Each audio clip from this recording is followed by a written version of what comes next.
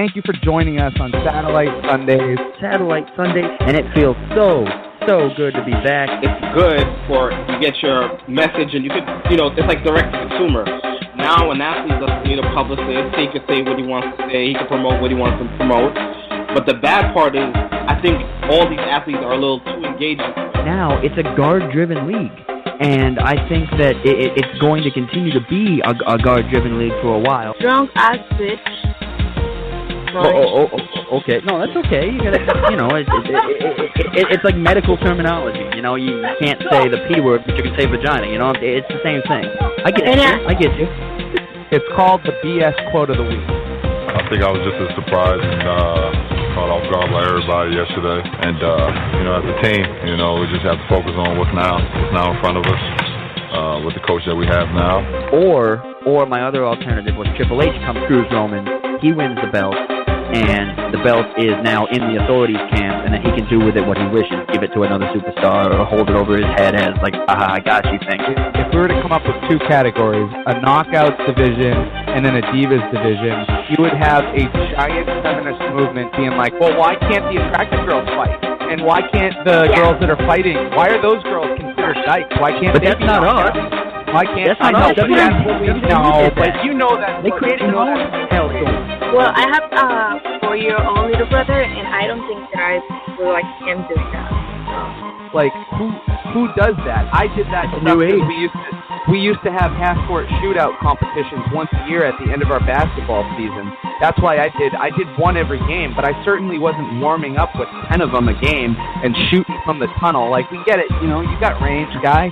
That's fine. But the fact of the matter is, if you had to go up against a physical Chicago Bulls team, this is a bunch of prep school kids that don't weigh more than 111 pounds soaking wet. We're going to end it every show, every week, with the trending song of the week.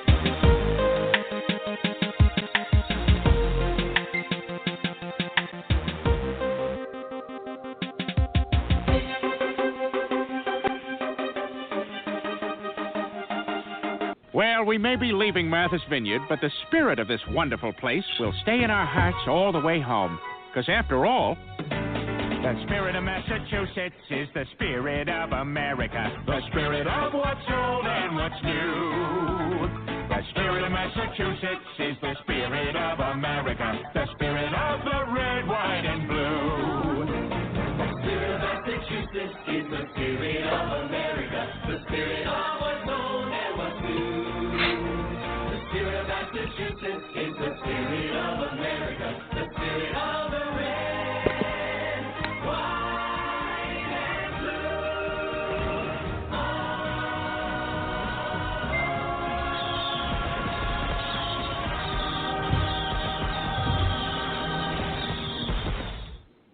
Yeah, a little Memorial Day fun there with the spirit of Massachusetts, the spirit of the red, white, and blue. That? I still remember that song, Salty Air and Wicked Airs, the place that's... remember 1987, that old song? I remember that. Actually, I don't remember that. I wasn't born yet. No, you don't. You weren't even born yet.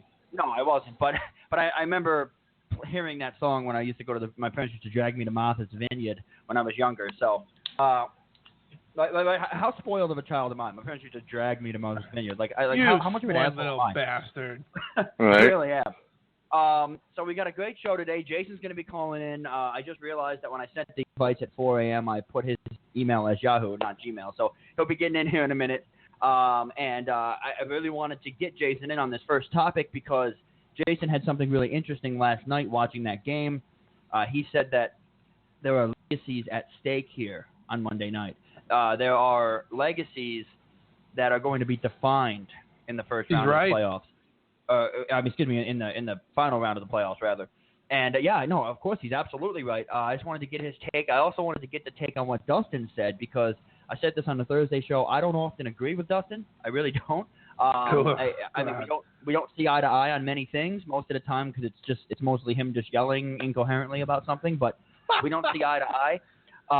But he said something that is actually really starting to resonate with me, and that is that Russell Westbrook is a monster. Russell Westbrook might very well be better all around than Steph Curry. Might not be the better shooter, but he might be the better player. He's not as good a shooter. Right, but shooter being the only part. Exactly, but here's the thing, though. Okay, it's almost as if he's a better overall point guard. Yeah. I think, definitely. I personally think so. I mean, I'm getting a lot of heat on Twitter for it, but I personally think so. Honestly, this is it's almost like this. It's almost as if Steph Curry almost channeled his inner McSwitch. He heard me last night when I was saying this to my buddy. Here we go. Here it is. Watching that game, I was talking to him, and of course I was at work. I was DJing, but he was sitting up there with me watching the game, and he says, Steph Curry, man, what's going on with the Warriors? And I said, he doesn't have that killer instinct. He doesn't have the Michael Jordan trait. He doesn't have the Kobe Bryant trait. We were talking about that last week. That's true. Yeah. And I said he doesn't have that killer motivation, that game closer mentality that you need I don't think he ever will. A legend in the league. But as soon as I say that, not 10 seconds after I say that, Steph Curry back-to-back threes to tie the game and 2 steals to seal the deal late. And I'm like, he was awesome late. Okay, Klay Thompson played great. I'm like, Klay Thompson, Thompson kept a minute, sure. But Curry was clutch late. He was. He was. And that he didn't do 12 seconds. Yeah, and he didn't do crap the whole game. He didn't do anything the whole game, and then he does that. As soon as I say that, I'm like, all right, maybe my reservations rather about Curry, possibly. Well, this plays into my whole thought. This plays into the whole Russell Westbrook argument as well, because my knock on Westbrook is he clutch? I don't know if he hasn't had many opportunities. Right, that's the problem. In big games and big moments. Last night he had one. In the last minute, he coughed up the ball 4 times. So all-around player, turnovers are exactly, killer, bro. man. So I don't know how Westbrook is in the clutch yet. That's the only thing. Well, better all-around player, but clutch he's got to watch the turnovers. He's got to watch the turnovers, but last night it was You know Durant, what the problem is? What are we comparing here? Too. Are we comparing them as point guards? Because I'm not sure if Curry is a point guard. I mean, Westbrook is a point guard. He's there to distribute the ball. He's there to pass, shoot. I don't know what Curry is. I'm not sure if he is a point guard. I still consider him a 2-guard, truthfully. I mean, I don't know if we're comparing these guys. Fine, I get it, but I'm not sure what we're comparing them to. Their positions? Is that what we're comparing them to? No, well, just overall players. I mean, when you look at the NBA nowadays, you need to be able to do everything. I mean, you look at teams like Golden State; they play small ball and they lead in rebounding. I mean, so this team needs to be able to do everything. And but I think Curry doesn't have to play point guard because of how deep this team is. That anybody can play. It seems like Draymond Green can play point. You know what I'm saying? Mm-hmm. Not that he's been doing amazing in the series, though. Yeah. Quick survey, guys. What's up? Quick survey. I did this last time too, but if you had to start a team now and you had to pick your point guard and you had Westbrook and Curry, who would you pick? Rajon Rondo. Westbrook. I would take Westbrook. Westbrook without I'd say Westbrook too because he can do more. Well, exactly, and that's the thing. I do feel like Curry has has his prime situated spot where as a team and how they kind of play, same how they play small ball, and they have last year didn't they get criticized for playing all as a small lineup, and then they just went even smaller and it worked out, and it's just I feel like it's a unique situation they have in Golden State. I'm not sure if Curry could do that in every team. If you're picking a coach, if you're picking a coach, what system are you going to run? That's the thing I have. These teams don't run the same systems. A lot of these guys are a product of what kind of systems teams run. So that'd be interesting to see if maybe they changed up systems and they had a different coach. You could see a lot of different player. Well, the days of the big man, I think, are over. I mean, this is are they? just like I just like I said in the intro. This is a guard-driven league now. This is a league where you're getting point guards that are 6'6", 6'7" at point guard, and all of a sudden. What? No, I'll make a point. I was just gonna say, basketball will never. The day of the big man will never be over in basketball. Right. It's ebbing right now. I don't think it's not as important right now. It's not as important, but it's still it's not like a useless position. It still helps. Now, Jason, it'll shift. It'll shift back. It's shifting towards small men right now. Yeah, but Jason, it comes and goes in waves. Jason, big man in the game, Boogie Cousins. I would have to say so. Most productive, yeah. Yeah, I would have to say it's Boogie. You know, Dwight lost that spot a long time ago. Yeah. Well, I never liked Dwight Howard personally. What about Kawhi Leonard? You think Kawhi Leonard's not as good as Cousins? He's not necessarily a big man, though. Yeah, he plays forward. Yeah. Can I ask you guys a question about Dwight Howard? He's not a guard. I mean, he's not a guard. Take on my team. You know who my starting big man would be on my team if I could choose an all-time team? Kwame Brown. Oh, that's not Kwame. Stop it. So good. Such a good pick.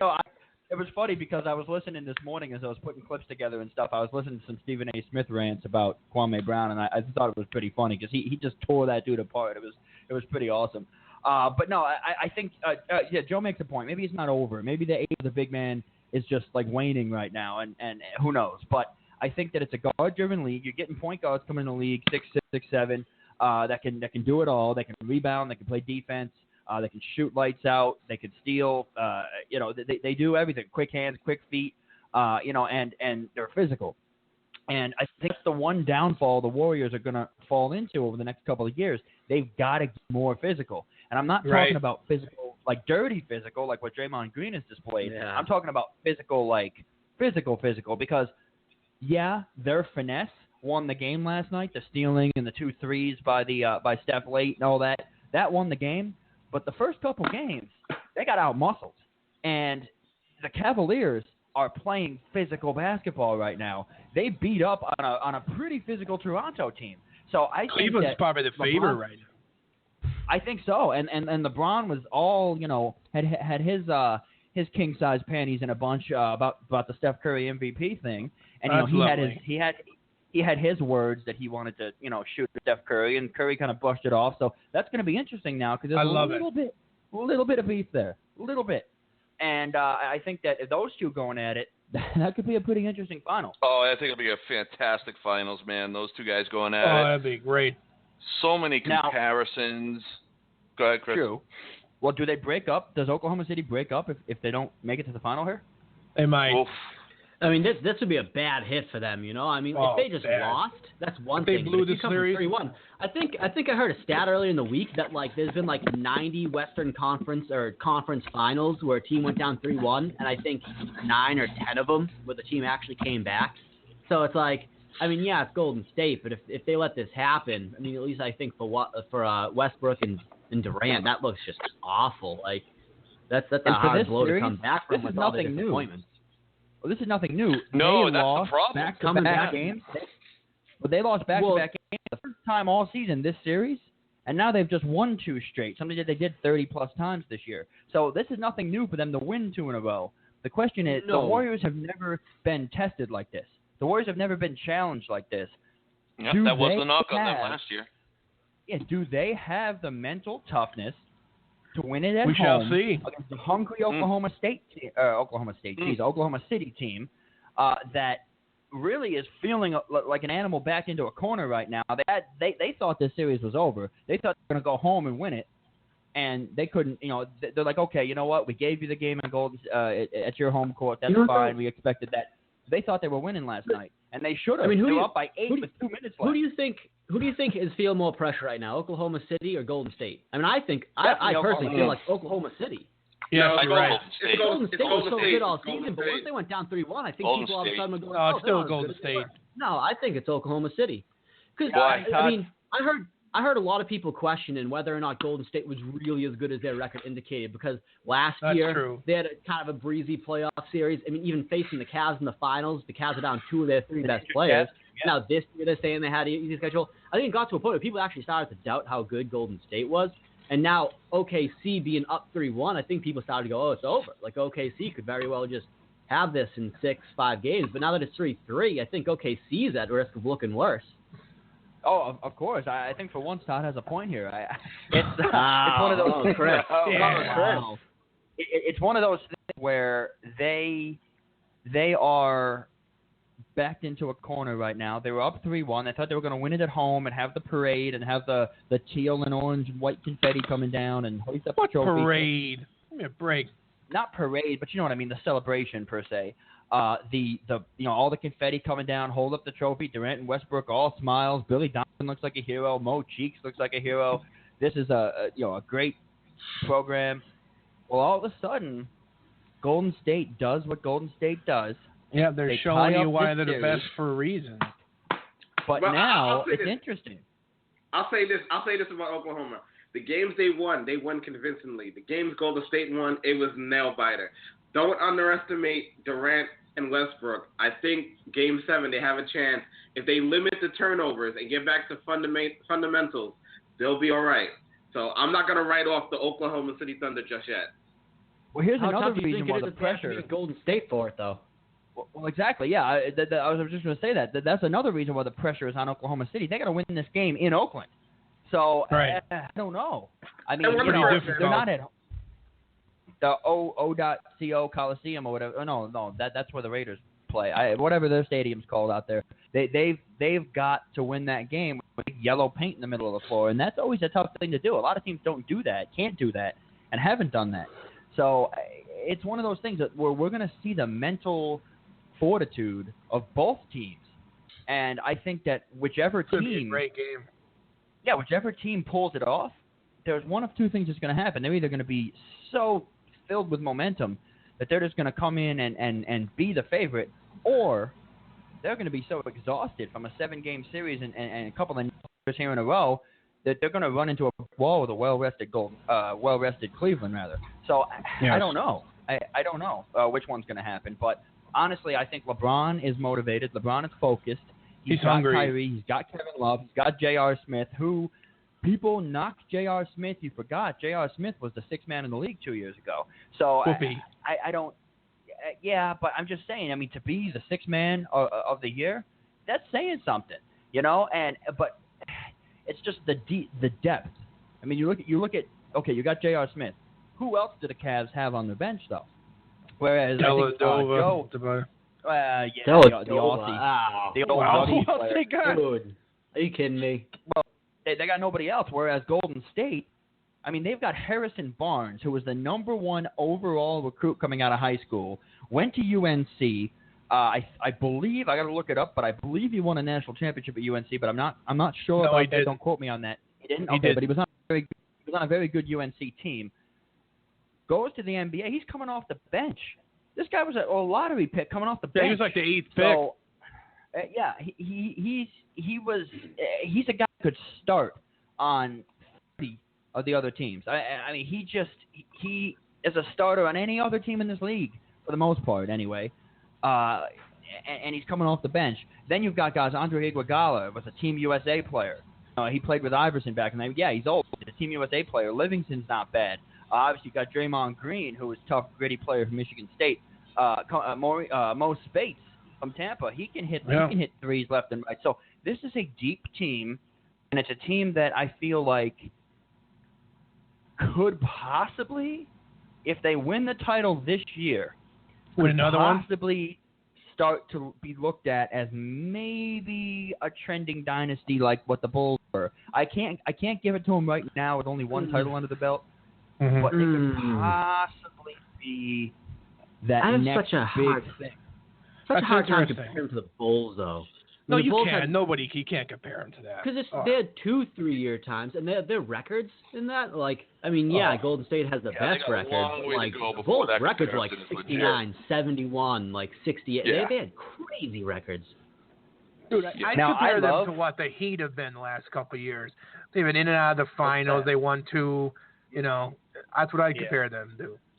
They're pretty close to that. True, but I think that this Warriors team is poised to 3-peat, maybe 4-peat if they can keep the team together. They got to win the second one first, buddy. Curry's got to stay healthy. That's a big if. True. Now, I love Russell Westbrook. Don't get me wrong, and I never condone hitting women, but I almost got into a physical altercation with this chick at the bar because she was trying to tell me that Russell Westbrook, she was making comparisons, and she was trying to tell me, maybe it was the alcohol talking, I don't know. You think but so? She was trying to tell me that Russell Westbrook is better than Michael Jordan.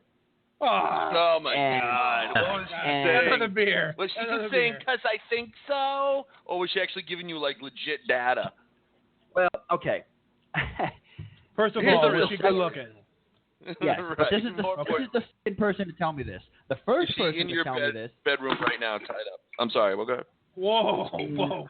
Overtime tied news up. does not support the views of Joe Danker. Yeah, I didn't make a joke. I do. I should, but I didn't. No, she's not tied up. She's on her own volition. But the thing is that Yeah, right. I think that, honestly, well, hey, yeah, stop making noise. Okay. So, honestly, no, she's not. There's nobody. There's nobody. Is there a point to this? I think I heard, "Help me." Why is it so actually, small? Well, it was more muffled. It was more muffled because of the washcloth in her mouth. But anyway, Jesus. I Do you can't smoke believe. chloroform, or are you all out? What has this show become? What really? You guys are all we're going to this. I'm too much. So, I'm too mature for this show. Oh. Yeah, maybe you are. I don't. Isn't that I don't know. unbelievable? I've co-hosted Bloom's Room at CSB a couple Here we times. go. I don't know. Yeah. I don't know. Rub that in my face. But anyway, I will. Let me drive 2.5 hours out to Hartford, and I will. Here we go. Let me do this. I was going to say that's the second person to tell me that. The first person, I'm not going to say a name, but she is an administrator. No, she. It's a she. Although that's not too far off. Yeah, that's true. She is an administrator on a big Facebook group that talks about sports. I don't know if you guys know what it is. 2-minute warning.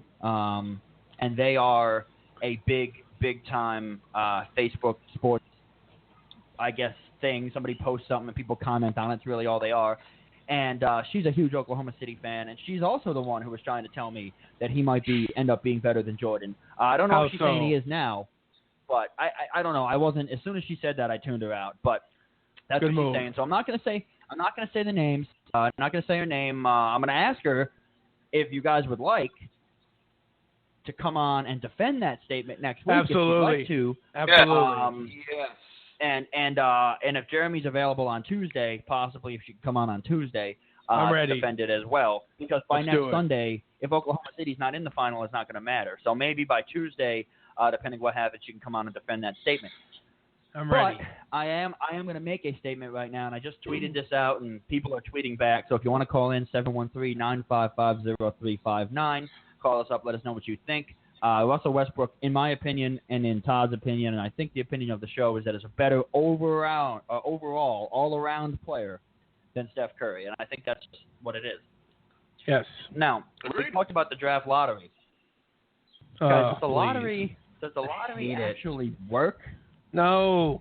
Well, Not really. it kind of depends on how you mean work. Right. I think it works. Because Really? I kind of think it works too, though, because every league you're in, you can draft 1, 2, 3. You don't know what you're getting. I think it works in the sense that like it brings a lot of interest in and it functions. I just hate it because it's such a star-driven league. The way it's structured is the way I don't like. Well, what do you mean? Because it has teams tanking to get to the top of it? Yes, I think it's ridiculous. Okay, I think but here's my thing, though. away the Yeah, purity here's of the thing, game. Jeremy. But you're never not going to have tanking, no matter No, how I you understand structure it that. in that league, Yeah. because it's so star-driven. I mean, I've heard people. I was listening to the radio over up here at Felger and Maz. I mean, everyone listens to that up here, and they're talking about like this idea of the number 1 pick being a play down of every team that doesn't make the playoffs. So you don't reward the worst team for tanking, but That's you reward interesting. the best team that didn't make it. And I found it interesting too. But then someone made a good point. It's like then what you're going to get is the number 8 seed in the playoffs intentionally missing the playoffs, so they can then run through that tournament to get. There's always going to be tanking in the NBA. I'm just bothered by watching like teams like the Sixers. This is one of the they used to be one of the top franchises in the NBA, and now, to be honest with you, I think they're the worst. I just can't stand watching these guys go out there, give a C+ effort. It bothers me. They keep taking all these games. What the hell good is it doing? They're not getting any better. I mean, how many years are they put up with this crap? It drives me crazy. I don't understand why we can't do the draft like the NFL draft. I'm sorry. I don't like rewarding. This ping pong crap has got to go. I can't stand that. How do you know that thing isn't really rigged? I'm sorry. I don't buy that.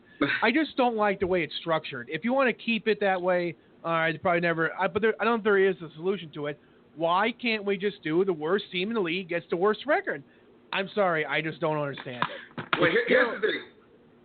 I was gonna say here's the thing about the draft.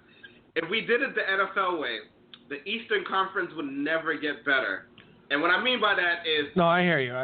What I mean by that is the West. Like, look at the Lakers. the Lakers would probably have a better record if they were in the East. But because they play in the Western Conference, that means those 8 teams that make the playoff are going to beat up on them all year. Plus the topper teams in the East are going to beat up on them all year. So you're going to get deflated records. So a bottom-feeding Western team is going to have more losses than, let's say, like a Knicks or Orlando Magic kind of thing. So that's why, if you notice the trend lately, like, you know, Western Conference teams are still drafting high. Like Phoenix has the 4th pick, Minnesota has the 5th pick. When they're better than a lot of teams in the East. So you can't. But you're telling me the Lakers team now would be better in the East? Yeah, I think any team's better in the East. Yes. Well, how many more wins we talking about? I mean, seriously, they won 17 games. What are you telling me? They're going to win 25, 30 in the East? Easy 25. I can see 25. Okay, I'll give you 25, but I don't think they win more than that. So they'd basically be the Knicks then. Exactly. But because they're in the West, they're getting lumped up by the by the better teams. So their losses is piling up.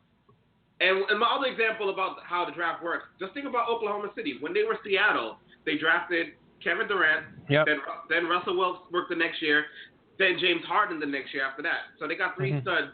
And look at Cleveland. LeBron left. They won the draft. They got Kyrie. They pretty much gave up the second number one. Wiggins.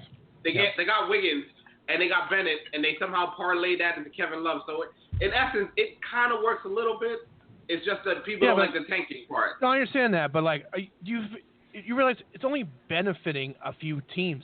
That's the problem I have. It needs to benefit the whole league. Well, that's the part that bothers me. But that's my problem. I don't know if it can benefit the whole league anyway, truthfully. But that's what I feel like the issues with the NBA itself. It's just the style of league is so star-driven that it's not like other leagues where you can draft to round 4 and still make it work. You've got like 4 guys that are all-stars going on the same team now. You never had that back. Lottery, no lottery, worst team to best team, worst in the East, worst in the West, second worst in the East. However you do it, it's still going to involve tanking and just be star-driven after the first round. I don't think the way the league is structured now, there's no way you could fix this draft now. Personally, I don't even think what the point is, because I don't think anybody really cares after the first pick. You know, nobody cares. So it's like, I don't know if there is a real way to fix it.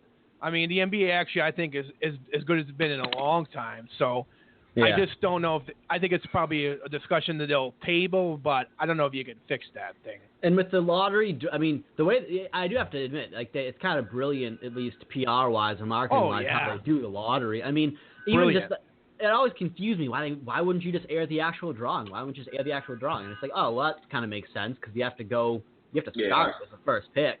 So like, don't you find it tacky, Todd? After you get the top 3 picks, all the people sitting there, they're like, oh my God, we got the 14th pick. I was watching Isaiah Thomas stand there. He looked like a deer in headlights watching that.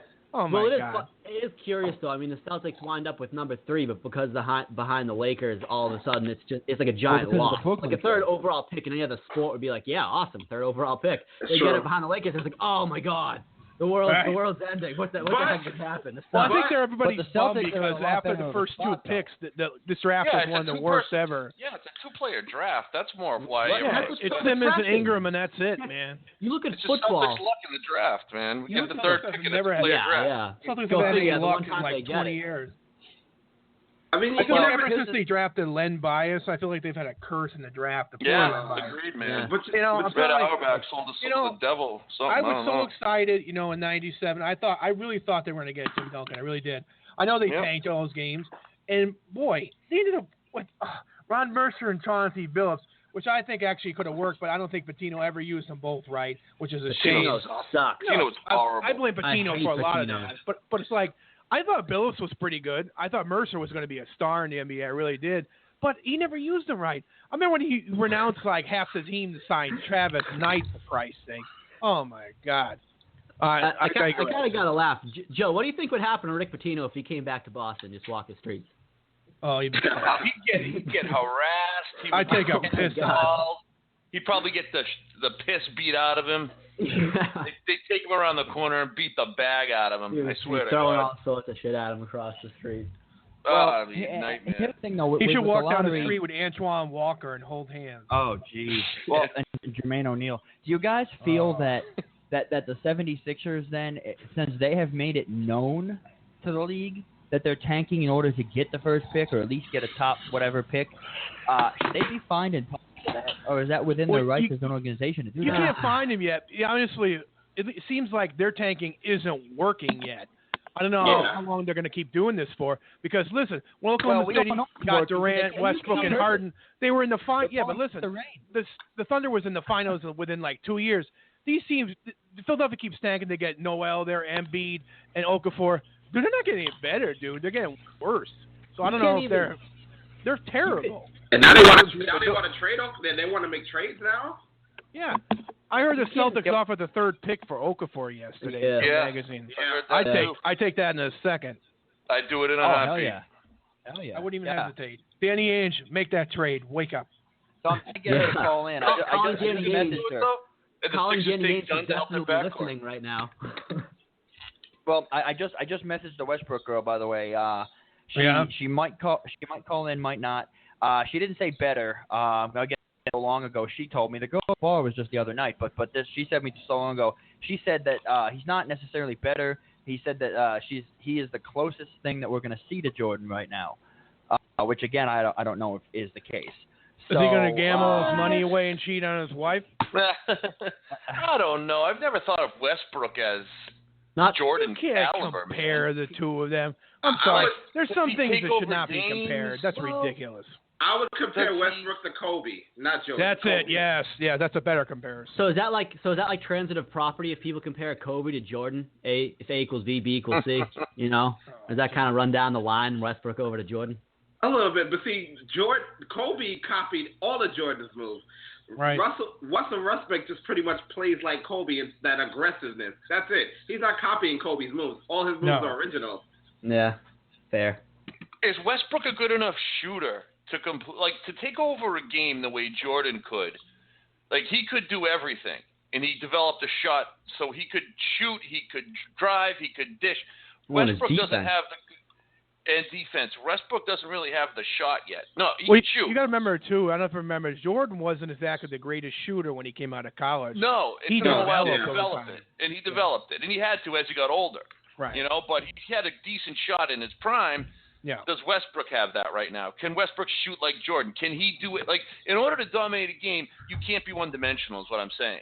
Right, and Westbrook you're right. is not one-dimensional, but his shot is the only thing that questions me. If it gets to a time when he can't penetrate, because right now he can penetrate at will. And so can LeBron, by the way. LeBron's not a great shooter either. Westbrook's not a great shooter. So I don't know.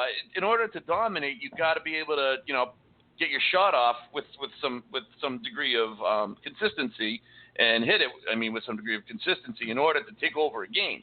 I don't see Westbrook doing that right now. No, you're right. Westbrook can shoot. I don't think he's like, he's not Jordan-esque, but I don't think he has to right now because he has Durant around. I want to see what he does without Durant. Then we're going to see how good Westbrook really is. That's what I think everybody forgets. I want to see if he's any good without Durant in there. Yeah, that'll be. I mean, listen, Durant was hurt last year. He went through stretches when he had about 4 40-point games in a row, for Christ's sake. So the guy can score, man. I'm sure his field goal percentage is probably not above 45%, but the guy could shoot. I'm not gonna, I'll give him credit for that, but I want to see what he does if he doesn't have Durant for the rest of his career.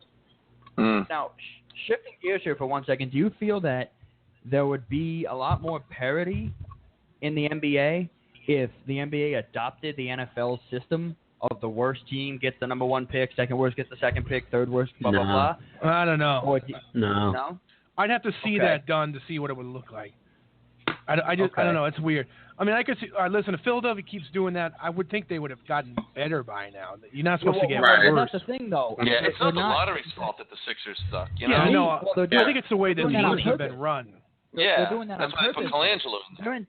They're intentionally telling these guys to lose because their philosophy is we're going to keep stocking up on young talent and we're going to be the best team in the league in the future. We're going to be terrible right now, but we're going to be great in the future, and that's what these guys have bought into. Or at least I think. How long are you going to How long are you going to wait? 7 years for these guys to develop? Right. Most of these rookies only get 3 or 4 year contracts. I don't know what the game plan is. I don't know what the game plan is, but I know that's long. Their game plan. If this is part of the plan, it's taken too long. You can't have this way too long. Soon as the players become free agents, they're out of there. Philly's going to be like another college. It's going to be another college stepping stone.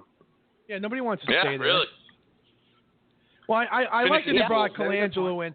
Colangelo might structure this team to finally get it. But how long is it going to give him? 2 years to figure out? He doesn't have enough time for that. I'm telling you right now, Okafor's he's a free agent after, and I think next year he's not going to stay there. He's gone. You think Nerlens Noel is going to stay there for the rest of his career? They're all talking in the media to make everything sound right. You know damn well behind the scenes, these guys want to be here. I mean, it's a privilege to get drafted. I understand that. But, you know these kids thinking deep down inside, what the hell am I doing here? They're doing it for themselves. They want to have a long career, but your career ain't going to last in obscurity in Philadelphia, which is a shame because, as a kid with the Sixers were great. You had Dr. J, had Cheeks was playing with them back then, Moses Malone. It's a shame to see what happened in Philadelphia. It really is.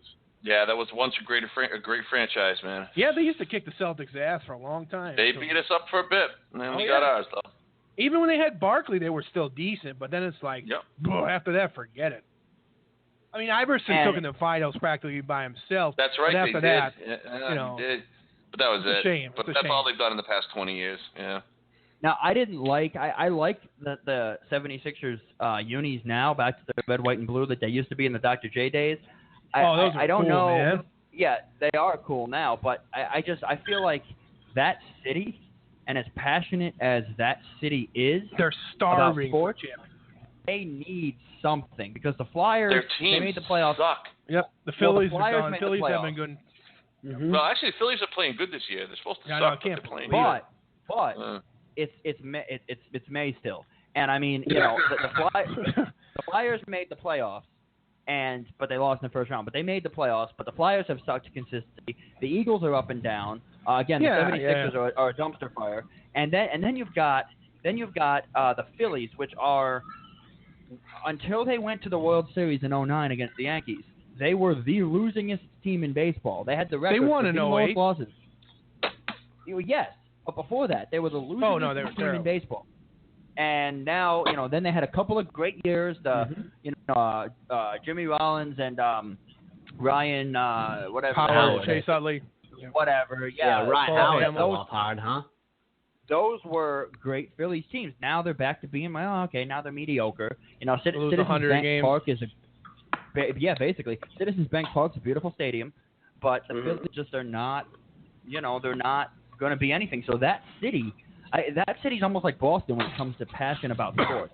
I agree with you. I feel like they deserve as much as the Eagles fans, even though they're the same fans, but I've called Eagles fans scumbags on numerous occasions. You're a nice person. That is it. Well, because look what they do in that stadium. Oh, no, you're right. Now they boo freaking Santa Claus. Yeah. Boo! They put team batteries. Yeah, but listen, a lot of that they bring on them. A lot of that the fans bring on themselves. If you're gonna act like a jackass and think, "Oh, my team is the greatest," and when you suck, people are gonna think you're an idiot. I mean, seriously. Exactly. I don't think that annoys me. I get no sympathy suck. for those idiots.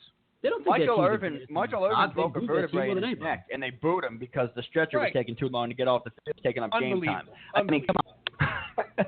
But either way, as much as they have their a-hole tendencies, they are a passionate sports city that loves their team, and they deserve better than a team intentionally losing to get the number one pick. That's almost like if the Eagles intentionally said, you know what, we're just going to go out and throw an interception on every play. We're going to go 0-16 to get the number one pick. That's the same thing. And no city really deserves that. I don't know if anybody realizes, I must be the one thing, but they should be thanking their God forever how long Donovan McNabb was on that team. I know, really. What an underappreciated player I'm sorry, this is just my opinion, but Donovan McNabb is the most underrated player in the history of the NFL. I agree with you, bro. I thought McNabb did not get the credit he deserved. I don't understand why he gets such... You remember when he got drafted, they wanted Ricky Williams. They booed him hard. I can't believe they are so lucky that they had him for all those. I mean, they went to 5 straight NFC title games. Now they lost to the Patriots Super Bowl, but they were great for 5-6 years. I don't understand why McNabb doesn't get more credit. Me neither, bro. Me neither. Yeah. I don't get it either. I mean, it was brutal. What's that? Who was the one drafted ahead of McNabb that they were so pissed they didn't get? I don't remember. They wanted Ricky Williams. They wanted Ricky Williams. Okay, yeah. And the Saints love gave Rick up like their Williams, whole but friggin' they draft to booed get him. him. How'd that work But here's out? the thing. I think they booed because they passed on Ricky Williams. I think they could have gotten Ricky Williams. Yeah, exactly. But still, I'll tell you right now. Not before McNabb. Yeah. They took him instead of. Yeah. I'll tell you right now. You go back who in time now and tell me what they would have done now. Well, you can. Of course, they would kid McNabb. But it's just a Although shame. Ricky Williams didn't leave. He was dirty, man. 99. It was a 1999 NFL Yeah, draft. he was the second pick. Okay, the first overall selection, Tim Couch, quarterback to the Cleveland Browns. Oh, big Tim Couch. Now he's just sitting on one. Oh, that's a good joke. Basically he's bagging groceries or something. That's a good joke, Todd. I love it. Thank you. I like plays on words. Sorry. So she's gonna call in. By the way, switching back to Westbrook, she's gonna call in on Tuesday or Thursday. She's under a hairdryer right now. She's got big poofy hair, so she's You tell gonna her be under that. clothing is optional. You can tell her when she comes on. I will. But yeah, I feel McNabb. Jeremy makes a point. I just tweeted it actually that McNabb is the most underrated and underappreciated player in the NFL. You stole my history, line, as Jeremy quoted. Huh?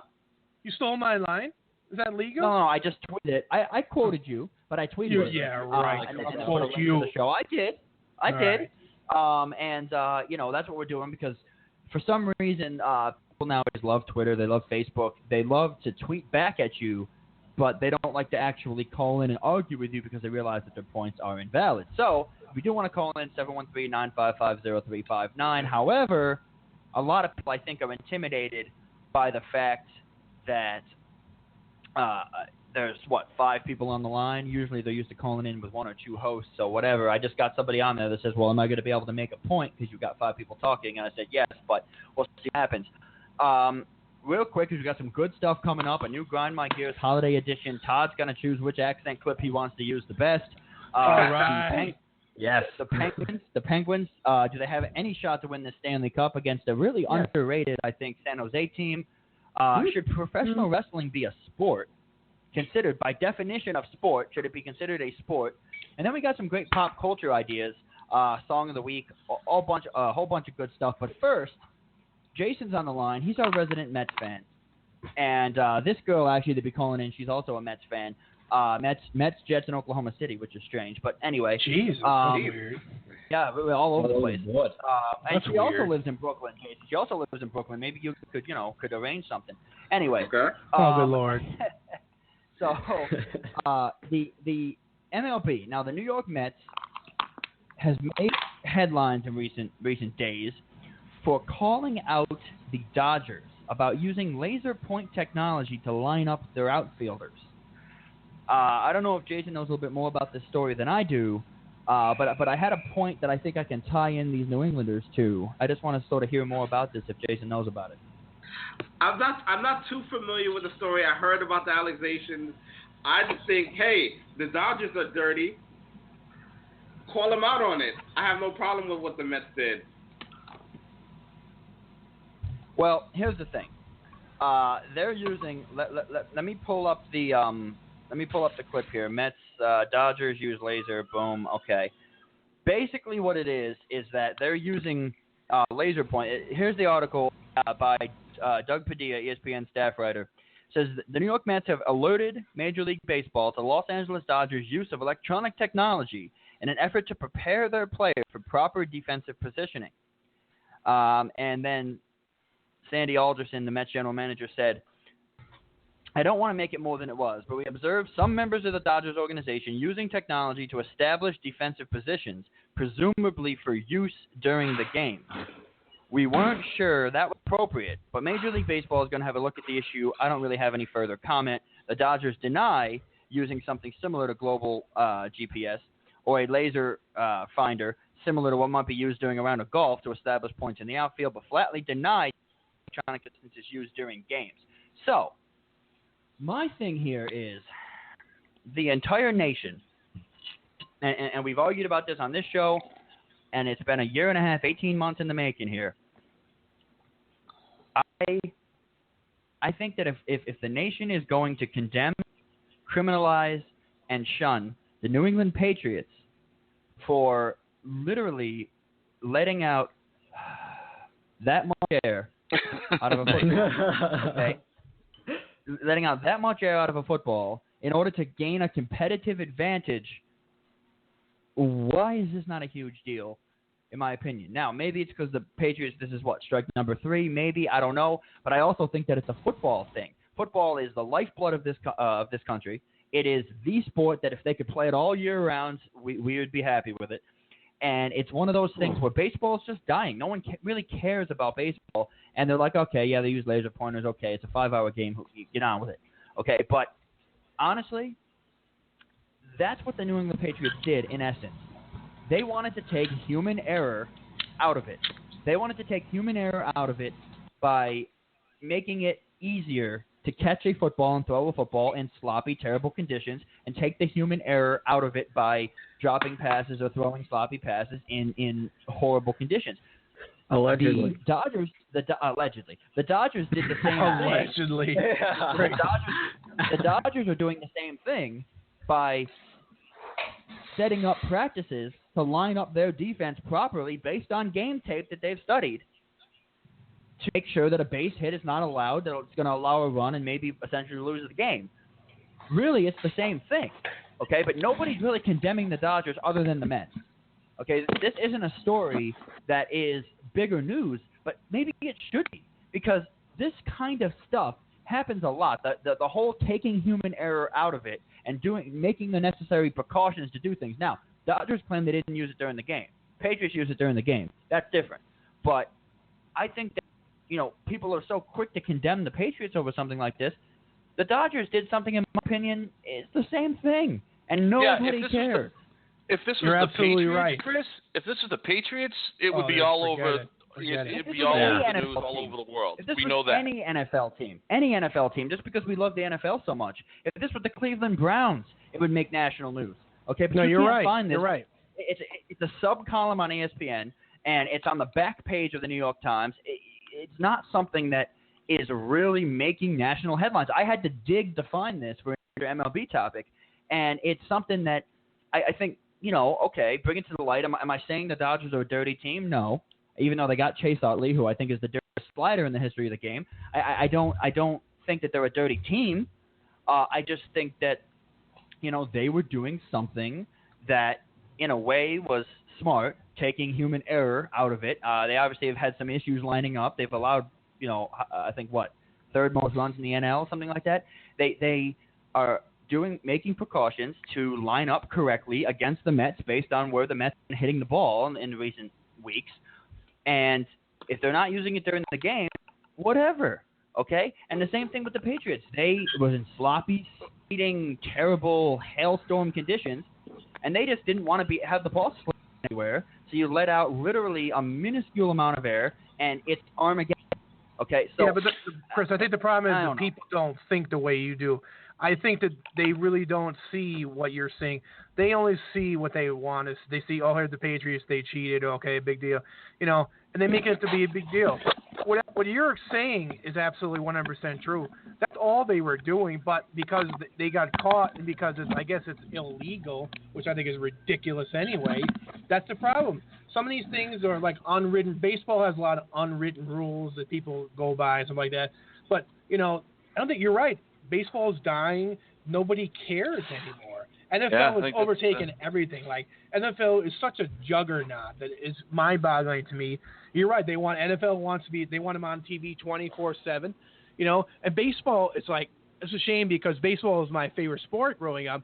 And now it's like, you can't get anything out of headline. It's terrible. And if they got to bring up this now, that's pretty bad, man. They have nothing else to talk about. There are some fans that are upset about it, obviously, but these are the same fans. These are the same fans that are mad that the Dodgers are doing these precautions, okay, and lining their players up properly, blah blah blah. These are the same players that are bored with baseball. Well, they are breaking a rule. They are. Yes. Well, baseball. If you read the article, baseball sent out a memo. They told a couple of weeks ago, all the teams not to use any markings for positioning on the field. They're not allowed to put markings out there. Didn't say, as far as I know, you can't use lasers and all that. Right. You can't put markings on the field. Okay.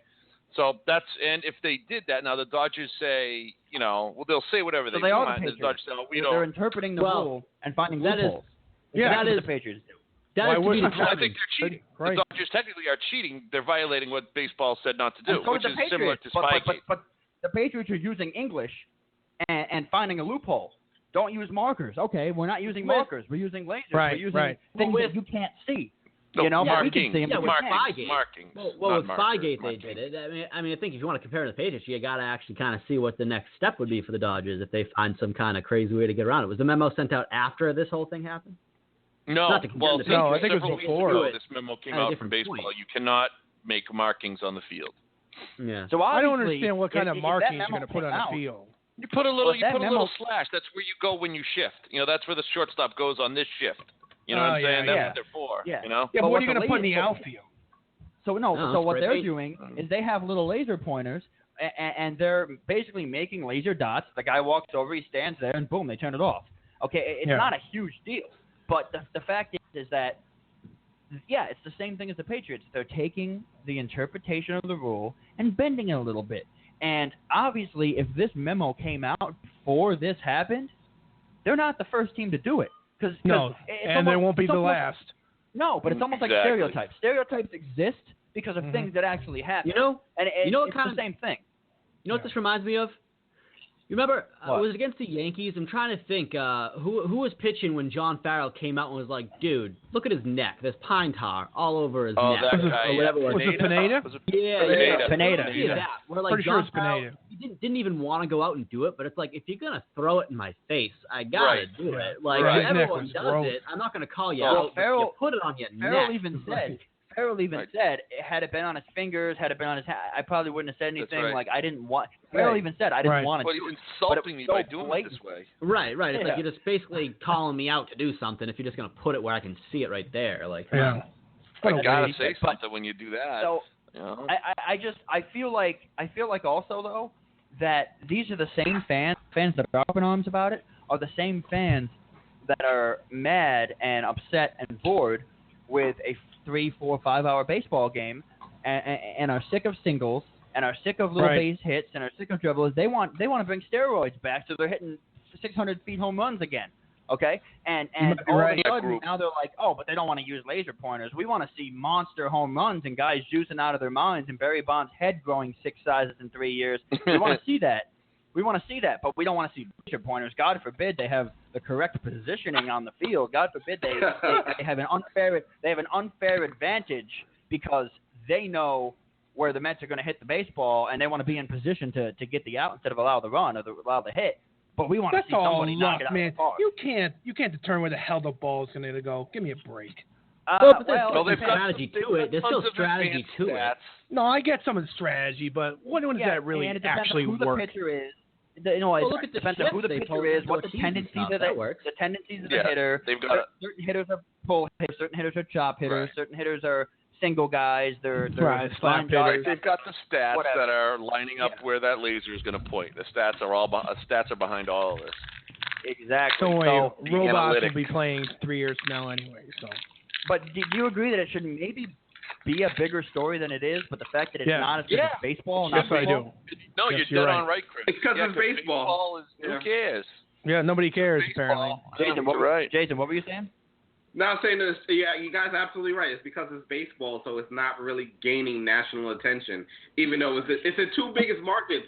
That's the funny part about it. It's the 2 biggest markets talking about it, yet it's still not getting national attention. Yeah, right. LA. That's surprising. Well, maybe it will after this show, boys.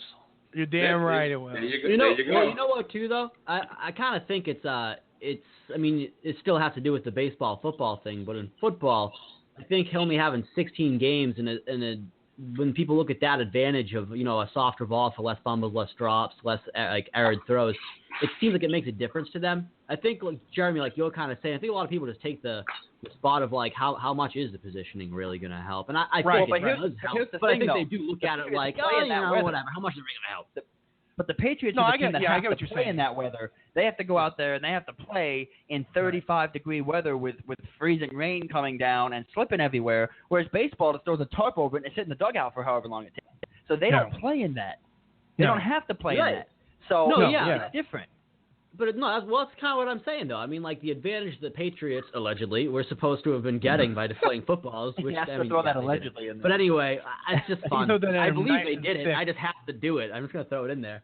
But, yeah, I think people perceive the advantage they gained as significantly changing the game, which, I mean, I kind of agree with to some point. I just feel like if they didn't have it, they still would have been beating the crap out of everybody that they did.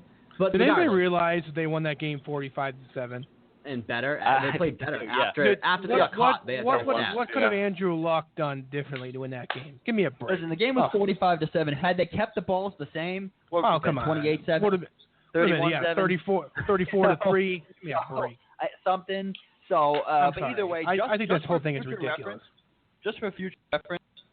Overtime.news does not support the current statement made by Jeremy Blue. Oh, come on. Just so you guys know. Come on. So, but yeah. So trust me, Todd's getting his in a minute. So I feel like baseball.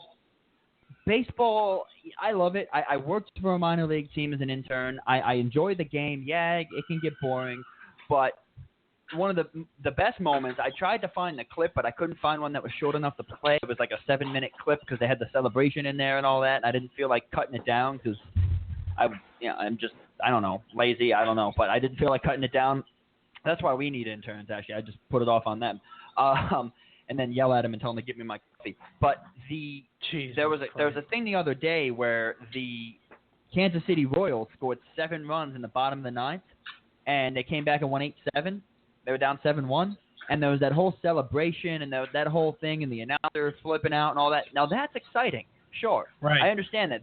There are moments in baseball that would you guys agree that some of the most classic sports moments that we've had probably in our lifetimes are from baseball? Am I wrong? I think a lot of it has to do with the announcers, too. Announcers are a big deal in baseball, I think, as much more than football. I really do. And the thing about baseball has the ability to build tension.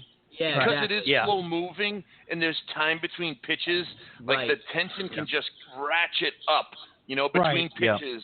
If you're down a run or behind a run going into 9th inning, you're biting your fingernails. Oh, that's why there's nothing like that. That's why the season has to be less. The season has to be less than 160 games because that's why no true classic moments are. They should go back to when it was 100. Because no one cares unless it's the playoffs. Right. And you know what else? The games don't matter that much when there's so many. The classic moments happen in September and October, and that's right in the heart of football season.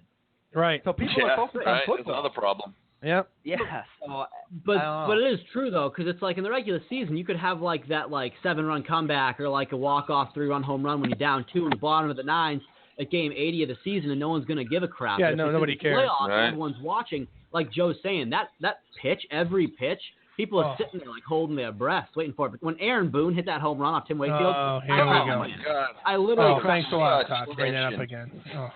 Dude, it wasn't the worst though, wasn't it? It doesn't hurt as much anymore though. No, it doesn't. Baseball seems to be a little tight arsed here a little bit when it comes to certain things because baseball. Tight arsed. I love it. I did. I listen. You guys can say what you want. I'm trying to I'm just used to having to come up with ways to. Well, no. I'm just being on FM. I'm used to having to find ways get around cursing, and so that's what I'll do. I'll just say ours from now on. But anyway, it's my Irish heritage coming out. But even that, everyone's offended by everything nowadays. Can I say Schwinkter? Anyway, but so poop shoot. I don't know. So good lord. Turd cutter. So the Major League Baseball go uptight. Okay, and they wonder why nobody's going to any of their games. They wonder why half the games you watch in this league, they do a pan shot, and there's half the stadium's empty. Stadium. Yeah, and a quarter of it's asleep. One of the examples I can use is they're so uptight about it. Is you guys obviously we all talked about this, the punch, the Odor punch on Batista. Well, the Frisco Rough Riders, the minor league team. Minor league is all about promotion, all about gimmicks, all about finding ways to get in. The Frisco Rough Riders, which I believe are the AA, but I got to check that out. But they're an affiliate of the Rangers. They Odor's name, his name is like Rogiel Odor or something. His name is Rugged Rudy Odor or something like that. Is what his nickname is. Rugdead, I think. Rugdead, whatever. But Rugged or whatever. So is there a point to this? Yes, they came out. They had a promotion night that they were giving away like this Kool-Aid type drink, and it was called the Rugged Rudor Red Punch Night or something like that. Okay, and which I think is awesome. And the league stepped in and said, no, you can't do this. Oh, come on. Really? The league came in and said, no, you have to find a fan-friendly promotion, and this is promoting violence. And by celebrating this baseball's punch, problem in a nutshell. Exactly. And here's by what I celebrating say this to punch, it. Boo. Thanks, Jeremy. Yes, You're welcome. You're welcome. But they said that by celebrating that punch, we were celebrating things like violence and bullying. Oh, and like that. come on. So they shut it down. They shut it down. Look, seriously, everybody I needs love to take a look hockey. in the mirror, get in touch with reality. Jesus Christ. So maybe that's a reason, because I would have gotten. I probably would have brought a hip flask with me, but I would have. Oh, yeah, I would have bought a drank case stuff of up. that I would have stuff. bought all of it. Okay, and because I'm like, that's awesome. The dude was wearing a red jersey. He punched Batista in the face. It's Rugged Rudor Red Punch Night. That's awesome. I'm gonna drink all this punch after this game. That's brilliant. I love it. But no, the league says no. So that's part of the reason, I think, that the league, they want to try to keep the classic traditionalist mentality, and people don't want that. People want that cool stuff that they can go to the ballpark for. What are they going to do instead? Oh, another thing that they would do. We'll drink my $10 beer. True. You want to know what else? Now, you know what I would do? Honestly, you know what I would do?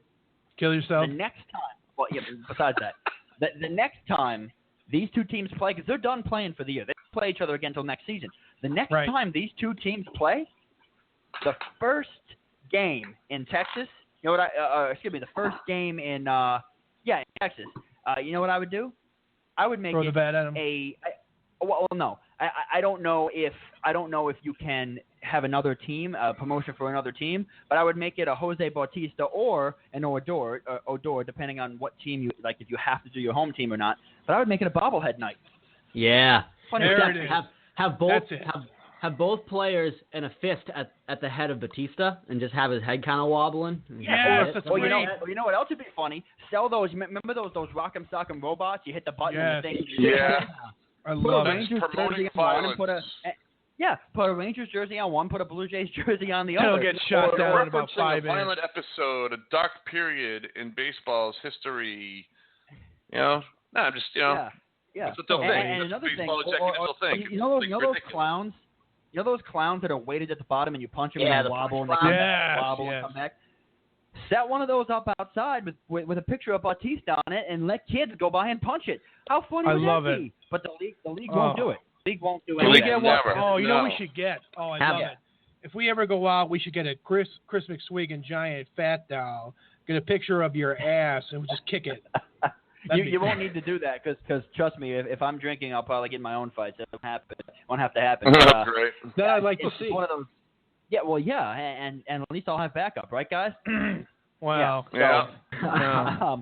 But I'll think about it. But anyway, speaking of fights and drinking, it is a holiday weekend, and over the holiday weekend, I noticed things so much. You know what really grinds my gears? You, America. You. And That's still funny, the man. one thing that I noticed about this great country that we live in on holiday weekends. The girls hate you. Well, that's every weekend. It doesn't have to be this holiday, but it's any real holiday. You're driving through, let's say you're going to a mall or a ballpark or somewhere. I'm going to say a mall in this case because this is where it happened to me. You're driving, okay, and it's busy. It's jam-packed. You can't find a parking spot. All of a sudden, you're coming up the row, and you see an open spot. And you're like, oh, sweet. Okay, I'm going to go get that spot. You put your blinker on. You're all excited, like, yeah, I'm going to park there. And you turn your wheel. You go to pull in, and you notice there's a motorcycle in there. Oh, I hate that, bro. That's the worst. I thought you were going to say somebody pulls in front of you and takes the space. Oh, that's the worst. That's when fights happen. Yeah, but that's avoidable because I just speed up and go in. But with this, I'm turning the corner. I'm like, yeah, it's my spot. one of those little tiny cars, those bubble cars, whatever they're called. Little mini Cooper thing. Smart cars, yeah. And you can't see it from coming up the row, and you make that turn, and that thing's in there, bro. I hate it. And you're like, oh my god. That's I literally man. spent more time pounding my steering wheel and yelling obscenities into my closed window than I did actually shopping at the mall. I really did. I was like, what the hell? Why would you park there? Like, oh my god! Yelling into my window. Bought good presents for whoever you got them for after that. Well, no, I was shopping for myself, but regardless. What the hell? That's nice around the holidays.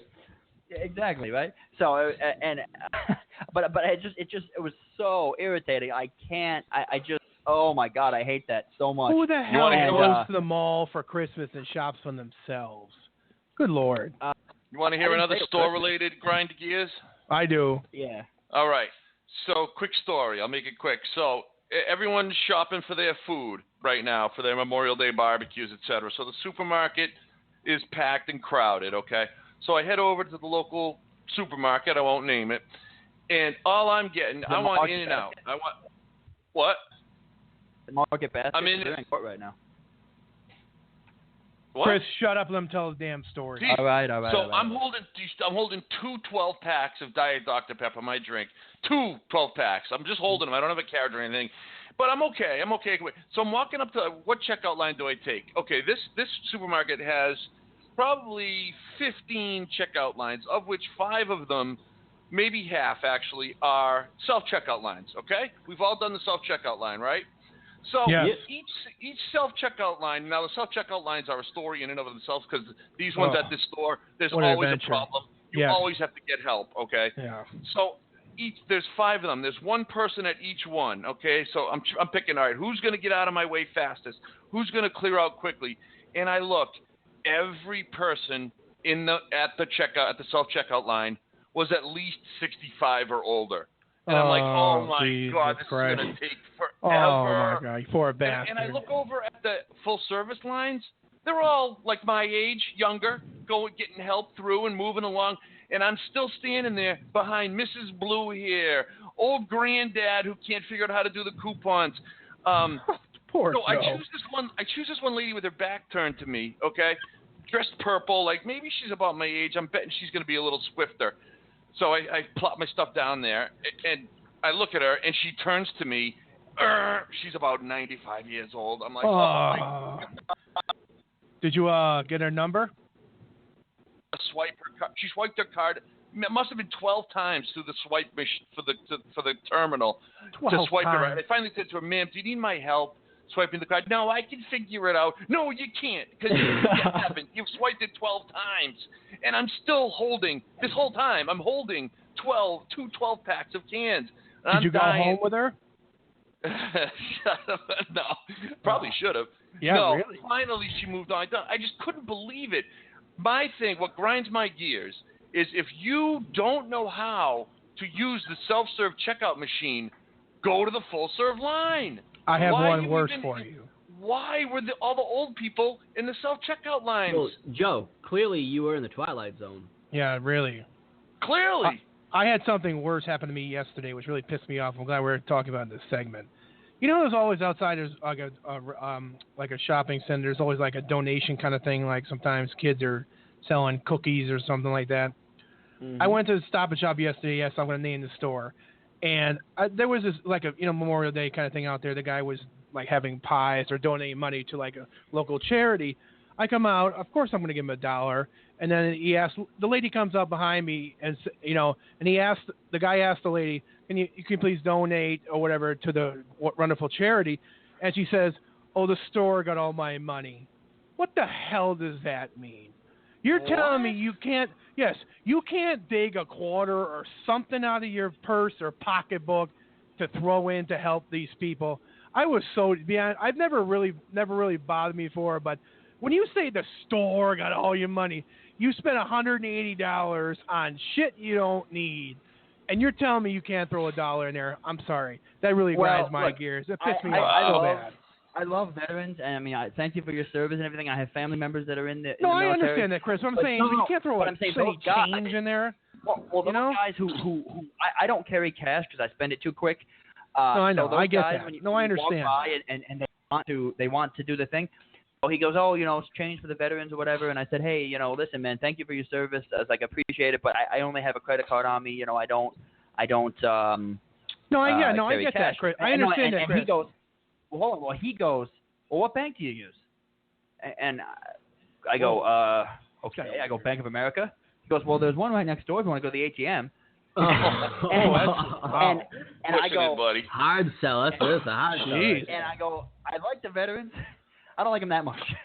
No, $20. I get that, but I'm just saying, how can you tell them the store got your money? Like Yeah, all that's these the gear grinding has more to do with the excuse than it does with just the act. say, oh, I'm Exactly. sorry, I'm out of money. I'll hit you next time. Don't say the store got all your money. Yeah, that that is a shitty fucking thing to say. I never hated a woman before. Like, I love women, but I really wanted to punch this broad. And I like to hit people. Well, I like to hit Lots them of swinging, mentions but- of punching broads on one program, guys. I know, yeah, gotta we're all tone that going down there. to get more female. Where's Brianna when we need her? Brianna, get the hell on here. This is the Floyd Mayweather edition of this show. That's the Ray Rice edition. Too soon. Ray's Greg Hardy is too soon. Too soon. We're going to Okay. hell. No, it's never too soon. Yeah, Jason, Chris you're Brown usually- just let out his best hits album. Todd, you sick Yo, I was watching bastard. it. That reminds me, Todd. That reminds me. I was watching a TV show the other day, and they made fun of Chris Brown. This woman walks in she walks into a party with a black eye, and I think they were spoofing. I think they were spoofing Rihanna, but it was like Chris Brown's girlfriend, and it was like, but I think it was Rihanna. It was a black girl. She had the funky hair, the whole thing, and she had a black eye. And she's like, "Oh, hey, welcome to the party." He's like, "Would you like some punch?" She's like, "No, thanks. I had some in the car." I'm like, "Oh no." So, anyway, Jason, you're the voice of reason. You also live in a borough with 6 million people. Have you seen anything that pissed you off this week? Besides the total influx of tourists coming to Times Square, let me tell you guys something. Working in Times Square totally sucks. And it really sucks during the holiday time where you got that much more people walking around, taking pictures, taking selfies, face buried in their cell phone. It's just a mess. Well, so what's your opinion of the worst, right? What's your opinion of those selfie sticks that they hold up? Oh my God, I hate those. Those are so Anyone stupid. using a selfie stick is a friggin' loser, in my Yeah. opinion. So A complete I would life take loser. that stick and Your shove it life right up their is- ass and use it as a puppet. I'm sorry. So anyway, But you know what continue. really grind my gears is this week is Fleet Week in New York City. So we have a lot of sailors, a lot of military I got a folks. lot of sailors. Yeah. You must be happy. The brothels are making money. I saw so many sailors with selfie sticks. It just grind my gears to see all those sailors walking around with selfie They'll sticks. grind more than just your gears, Jason. Oh, jeez. What the hell happened to this show? Silly Sorry, sailor. Joe, I'm married. So, no, I do understand that because the selfie stick thing is terrible. What's even worse is when, you're at, like, let's say, you're out in let's say a bar, right, and somewhere, and these girls are taking photos, and they've got the big stick. There's like 10 of them, and they hold a big stick and like, oh, smile, hi, I'm like, listen, I'm the DJ. I'll take your photo for you if you want. But what the hell you have to bring in this big stick? And then there's several bars around here now. Well, no. Well, there's several bars around here now that don't. He got replaced by a stick. Not Well, surprised. here's the thing. There are a lot of bars around here now that don't allow selfie sticks because because some douchebag got drunk and used it as a weapon and cracked some kid's head with it. So I love it. now a lot of the bars are like, hey, we don't want these. They could technically be, used the wrong way, blah, blah, blah, blah, blah. And you get these people arguing with the bouncers why they can't bring their selfie stick into the bar, yelling at the bouncer like it's his fault and he's a bad person. Right. And I'm Jesus Christ. You don't need a selfie stick. Ask somebody to take your photo for you, and they'll do it. I'm sure they will. We're too lazy as a society now. It's unbelievable. But do we have anyways, enough time? I got more things to talk about, but I'm going to keep my mouth we got shut. 45 minutes left, and in radio time, 45 minutes is an eternity. So can we hear Dustin Joe is do gonna call another in and talk about gay MegaCon, accent? I'd rather not. Quite clever. Are you talking like soup and a salad like that? Oh, Jesus. Here we go. Salad. You gotta have the lisp. Soup and I don't salad. have the list. Salad. Like Joe, like your Massachusetts accent is fabulous. Oh my God! So Thank you. I was just kidding, guys. Jesus. I haven't been able to sit down for a week. Anyway, so regardless, listen, I apologize.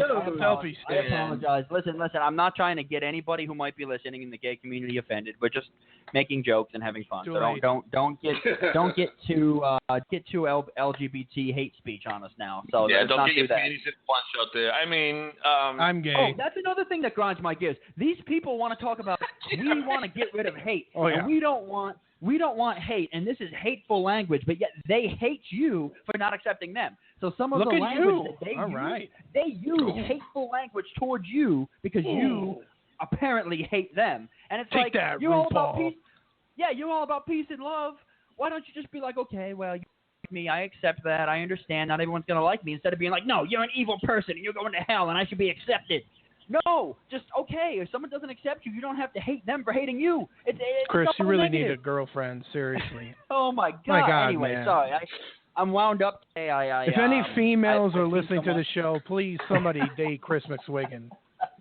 Really, really needs a girlfriend. His left hand is too tired. My left hand? Yeah. Oh yeah. You're lefty. You go lefty. Stranger in the tub. Anyway, so. Oh God. Jeez. That's my fault. I'm sorry, Todd. Can we elevate this back to sports, please? Yeah. Is that possible? We're gonna get into the Penguins. We're gonna get into Dustin's gonna call in, talk to us a little bit about MegaCon. Hey, when's Joe gonna eat a sandwich? Joe's gonna. I got it right here. Oh God. Well, you gotta take a picture. The Mayo's getting warm. Is there video? Exactly. We have video proof of this crap. That's why I saved it for last, because I figured it would be warm and gooey by the time he was done. Oh my God. We're gonna do that. Dustin's gonna call in, talk to us about MegaCon. Hopefully it's soon. Oh, can we make fun of him? Yeah, sure. Because he tends to ramble on. So hopefully he calls in soon. So he doesn't waste the end of the show. Now, have you seen the photos of him at MegaCon? Oh, the overdork photos. Yeah.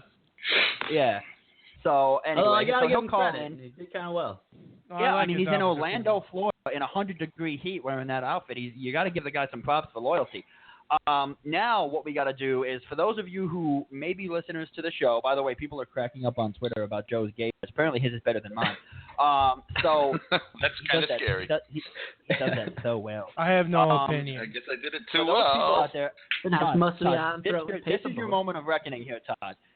For those of you who know, every time Todd speaks, I hit. Did you gals hear about Allie Gallagher? She okay, so you guys know that thing, right? You guys know that one. Now, that's Minnesota, okay? So really, as much as it's a funny accent thing, it's not really a Boston accent.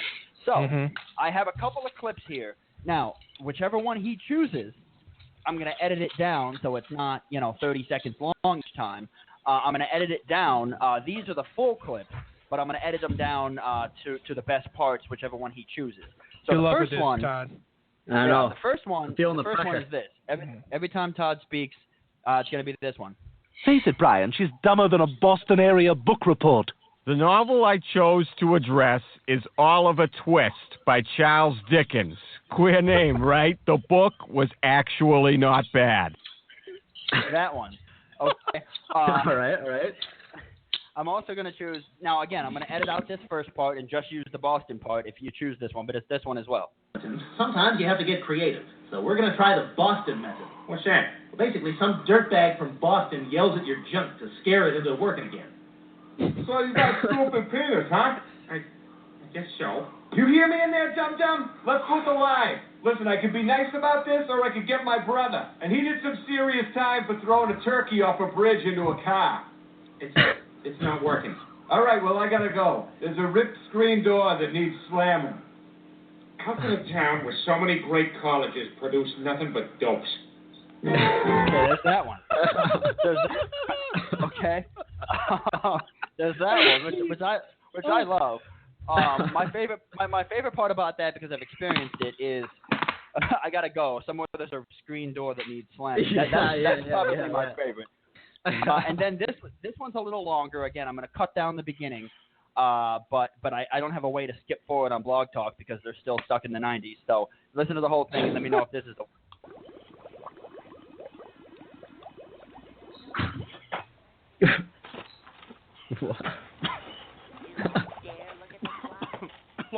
Oh, all I'm saying is that Boston women are, on the whole, a paler, uglier sort than women from the elsewhere. There it is. That's bullshit. What about Lori? She's hot. No, Lori's from Pennsylvania. It's not a Boston girl. They're not that bad. See, the fact that you have to say they're not that bad means that they are that bad. Do you ever hear a Boston girl have an orgasm? Oh, yeah. Oh, yeah. Had it. Oh, God, that was so good. Now I'm going to stuff my fucking face with Pepperidge Farm. I'll take that one. Oh, my God. Whichever one you want. I'm going to cut them down so they're not that long. I'm just going to cut in the Boston accent. But those are the three I could think of that were funny. The rest of them were just regular Boston accents. What's the fun in that? So that third one's that's one from Ted, right? Yeah. That's Yeah. one from Ted, Yeah. Brilliant. I mean, honestly, that third one's the one. I gotta say. Yeah. Okay. I gotta agree. It was 2 or 3, but I think number 3 has that one.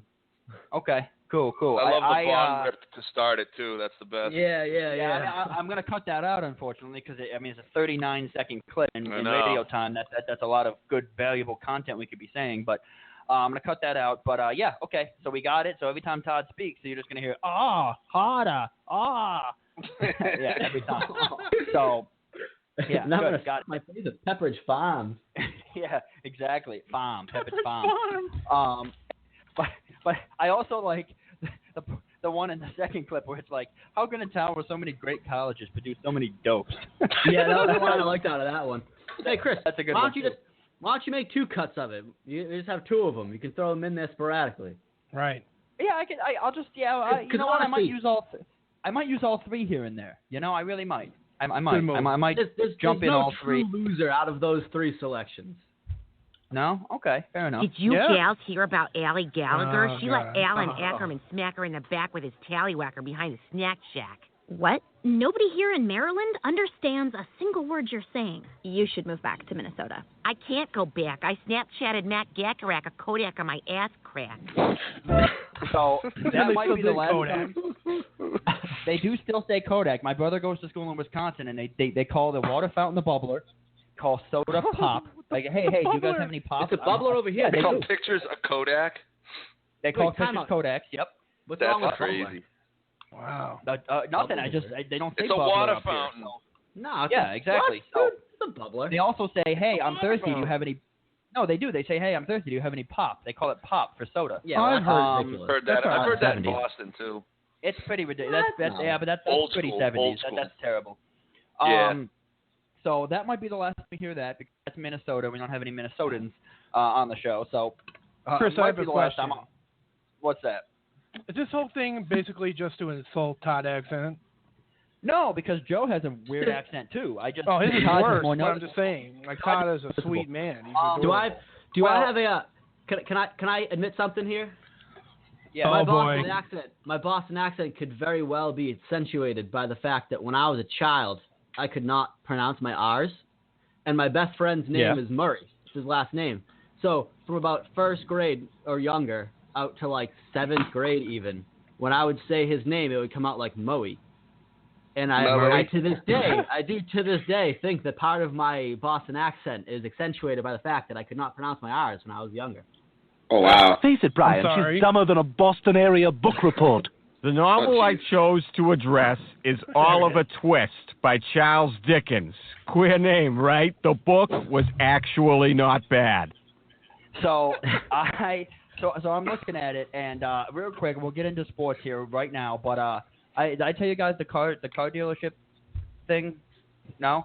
Well, anyway, I was selling cars for a while, and when I lived in Nashua, I worked that explains a lot. I worked at a Chevy Cadillac dealer up there, and when I got back here, before I got into radio, I was still selling cars, and you guys rubbed off on me because I'm showing somebody a car. I did not rub off on you.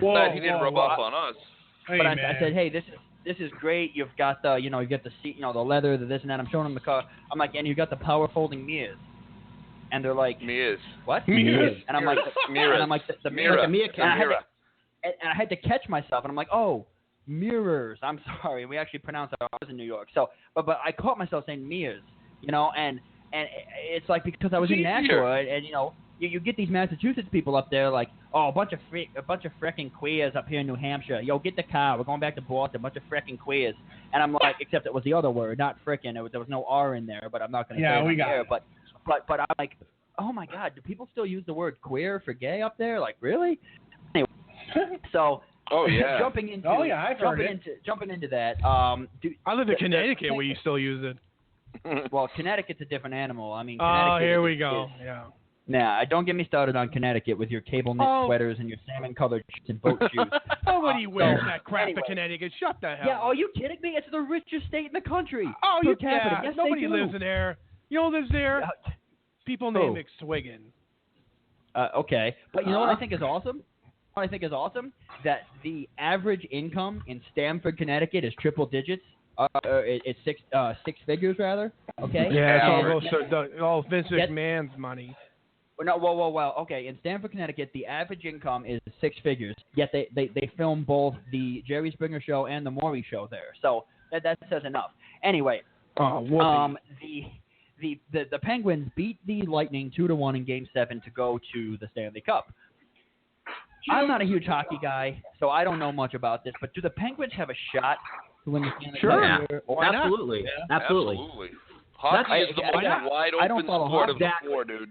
Exactly, because hockey, it's like, to me, the nature of the beast with hockey is that throughout the season, the most you have is a home and home against one team. When you have a seven-game series, literally, if you face a team that's any more physical than you are, it changes everything over 7 games. Oh, yeah. And the reason specifically why I think this series is up for grabs to a degree is because Pittsburgh, I feel like, is in this. They're playing. First off, they're the hottest NHL team coming into the playoffs. Right. But they have Murray's look great. And Crosby scoring. They have Bonino, Hornquist is scoring. They're playing. Kessel's got 9 goals in the playoffs. Yeah. And so, and honestly, the biggest thing to me is what they do with goalies. Fleury and Murray, just because in all honesty, Murray's playing better, and Fleury craps his penis in every big moment. Hey, so you need to play Murray or at least be able to switch to him soon. The only reason why I feel like it's really up in the air is just because of the nature of hockey, being just like so much an open series in any series, and also the Sharks have had the talent to win the Stanley Cup for so long. They just haven't. Right. You know what I think, Todd? I think you got to see. You know, it's just got to wait and see. Yeah. You're right, man. The Sharks have never gotten to this point. I think it's Joe Thornton's year. I've written about this, and I've gone on record saying I want to see Joe Thornton finally hoist the Stanley Cup. And the Sharks have. I think the Sharks. The Penguins are playing better, but I think the Sharks overall have more. I think it's going to be a great series, but I think this is the Sharks' year. This is Joe Thornton's year. Yeah, but do you think the Sharks have better talent? I mean, let's be honest. Sidney Crosby and Malkin, you think better than anybody on San Jose, right? Well, yeah, but I think Crosby is. Yes. I think Crosby is. Yeah. But you don't think Malkin's better than anybody on San Jose? That's bull. Is he better than Pavelski? I don't know. Maybe. That's close. Maybe. Well, here's the thing, Jeremy, too. I mean, here's the thing with hockey again. You can shut down one player. Oh yeah, no, I hear you. Yeah. And look what they did against the Blues. Tarasenko was out of that series when they decided to do so. They shut him down. And the Sharks have beaten him to every puck. They're playing more physical. Their transition game was so fast. It's just like if the Sharks decide to focus on the players they need to. Burns is so dirty. Not to mention he's the most prototypical hockey player, looks-wise. The giant beard, missing teeth. Yeah. Perfect. Well, is this tainted a little bit, though? Because the Lightning were missing 3 key starters, including Stamkos, is one of the top players in the NHL. Is that tainted? Would they have beaten the Lightning if those guys were healthy? Well, I think 2 of them came back. Johnson was one of them, wasn't he? Again, I don't follow enough hockey to you guys would know better than I would. Okay, fair enough. And even if Stamkos was there, like if Stamkos was there, that makes a complete difference in 7 games. I didn't lose their goalie. Oh yeah, you're right. Because if they couldn't make it with Stamkos, how are they going to go without Stamkos? You know, that's insane. True. Well, but I think they lost their goalie also. I believe he got hurt. Yeah. So yeah, Bishop went down. You're right. Yep. Oh, you're talking Tampa. Yeah, but their backup was playing out of his mind anyway. He was like Murray. He was saving like 921, 941 averages. Like he was playing out of his mind when he was doing well. You want to know? Speaking of out of mind goalie play, again, Martin Jones. No. The name's gonna skip my mind because I don't watch a lot of hockey. But when I lived in Nashua, was the year that the Bruins. Pekka Rinne. Well, no, the Pekka Rinne. Tim Thomas. Tim Thomas was. Oh yeah. that He's year. the Remember only they reason won the Claude Julien won. He's the only reason that the You're right. Bruins won. I swear to God, dude. They had a great defense. I agree with you. They had a good offense, but they wouldn't have won it. Tim Thomas won them that. No doubt. Yeah, that's fair. That was the biggest reason they won. It was definitely the biggest reason they won. I thought you were going to say, Chris, I thought you were going to say Pekka Rinne on Nashville. Oh. No. There was some that was playoff. good too. He absolutely cleaned up. It was He was on a sick that run. Was good too. I wanted to tie it into New England somehow, but yeah, Tim Thomas was. I remember watching those. So I go out to the bars and people were, and every time they'd win, they'd play Sweet Caroline and all that. It was pretty awesome. And I'm sorry, hold on a second. I think I have Jason. Jason, you there? Yeah, I'm here. Okay, sorry, there was some background noise before, so I accidentally muted you, and I left you. I don't know if you were trying to say something or not, but this whole time, I was like, why is Jason not chiming in? And then I realized, I'm sorry about that. Good job, McSwain. But yeah, so again, with hockey, it's definitely possible. I'd like to see the Sharks do it because I would like to see them get their first one. But again, Pittsburgh is one of those traditional teams. I'm a traditionalist. I like the power teams that are, the notoriously good teams. In fact, I used to play on N64. I used to play the hockey games. I used to use Jaromir Jagr and the Penguins all the time because he was my favorite player growing up. And Mario Lemieux and those crazy teams that they had. So I feel good for both teams. I don't really care either way, but I feel good for both teams. But Joe had a trivia question earlier. Let me ask you guys a trivia. This one's easy. I mean, you're all sports fans. You should get it, but who knows? What city in the country, before we move on here to the professional wrestling thing, what city in the country has all of its major professional sports teams wear the same colors? You guys should know this. Pittsburgh. St. Louis. No? Pittsburgh. New York. Pittsburgh. Pittsburgh. Jason's right. Pittsburgh. Jason's right. It's Pittsburgh. Yeah. No. I was thinking the Pittsburgh. Rangers and the No. the Rangers. The Pirates, the Steelers, and the Penguins all start with P white and yellow, and all wear black and gold. Yep. So, the Wow. only city to do that. When you look at and no, Joe, St. Louis is close. The Blues and the Rams. Well, they're not in St. Louis anymore, but the Cardinals wear red. The Cardinals wear red. Right. So, yeah. Well, that really So, grinds my gears. Well, true. But yeah, so Pittsburgh, they all start with P. Pittsburgh Penguins, Pittsburgh Pirates, Pittsburgh. Oh no, they don't start with P. The Steelers start with S. But anyways, Pittsburgh Pirates, Pittsburgh Penguins, and the Pittsburgh Steelers all wear black and yellow, and it's the only city Black and in yellow, professional black and sports yellow. to do. Yeah, that's great. That's awesome. So the definition of sports, guys. Definition of sport, and Jason, this is something that I think you can attest to. I think Jeremy, I know he's a big professional wrestling fan. I don't know about Todd and Joe, but I know as much as I used to. The Webster Dictionary definition of sport is an activity involving physical exertion and skill in which an individual or team competes against another or others for entertainment purposes. Okay, now, are you telling me that doesn't fit professional wrestling to a T? But yet nobody wants to give professional wrestling any claim as being a sport. They want to say that it's sports entertainment. Okay, but these guys, I would make the argument that they're athletes. They're athletes just as much as anybody else would be. I mean, they're athletes in my opinion more than NASCAR. They're built like a brick tell me shit that house. on ESPN. Exactly, and you can't tell me that on ESPN2 on Saturday mornings when they show those fishing shows that those guys are athletes. I would even go as far as say golfers aren't athletes. I think they're more of athletes than a NASCAR driver. Yeah, exactly. But people seem to think, oh, how hard it is to hold on to a steering wheel of a car going 200 miles an hour. I'm like, no, I do it every Friday I think the night. problem is that people think wrestling is too fake to count it. That's the whole That's point. exactly what it is, Jeremy. It's the theatrics and the pre-planned outcomes. Right, that it's rigged. That's what they value it as a sport. No, I'll admit. Listen, I'm sorry, guys, but I watched wrestling since I was a little kid. I'm 35, so I'm a little older. And back then, I thought it was real. Obviously, I was a kid. You don't know any better. And I grew up, I got to know what was going on. I still love it. I don't care what you want to call it, entertainment or sport. I'm still going to love it. I get a kick out of it. I want to take my kids to when I have kids. It's one of those things that it's a passion for that I don't think will ever die. I just don't know if you can – I don't know if you can still call it a sport. Because a competition you don't know the outcome. That's part of the fun of watching a sport. If wrestling did away with the pre-planned outcomes, it would go a long I don't know how you for could it to do be that. included as a legit sport. Right, Well, you can't wrestle for 6 hours and do something like that. It won't work. But, that's the problem. So I get the whole thing where it's like, the predetermined outcome kind of takes away from it being like in people's eyes a sport. By that definition, It sounds like it'd still work. But I get it. I get why people don't want to call it a sport. I still love following it. Every single word of that definition fits. When you're just talking about them as athletes, like some of what they do is more skilled than like absolutely sports at all. Like you have like 300-pound people doing crazy flips, jumping up in the air, Samoa Joe, like Rusev, like they're unbelievable athletes. Oh yeah, they have to know how to land. Yeah, no, I agree with that. Doesn't take away from their athletic accomplishments. No, I They're understand. incredible. Right, I understand. And then even if you go to the Indies, it'll make you appreciate it more because you see some slobs try and get up on the ropes and fall down and crack their nuts off the rope. You and got 20-year-old kids trying to break into business, hit each other with barbed wire, cutting themselves up. I would go as far as to say that they're theater geeks with muscles. Put it that way. But every single word of that definition fits professional wrestling. An activity, well, yeah, it's an activity involving physical exertion. Well, obviously it has that, and skill. We just determined that, in which an individual or team, so individual or tag team, competes against another or others. They do that every single night for the entertainment purposes.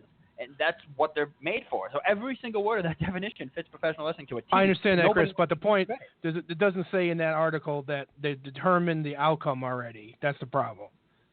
They already know what's going to happen. True. You don't know what's going to happen in a basketball game or a football game, baseball game. Yeah, but Chris's point is that by that definition, it doesn't say you don't have to know the outcome either. I get what everyone's saying, though. It's like it does take away from it. Yeah, I just don't see how NASCAR is a sport. I don't see how golf is a sport.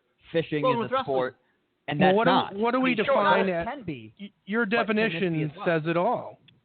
Like anything can be a sport now. Like they have sports. Rock climbing is a goddamn sport.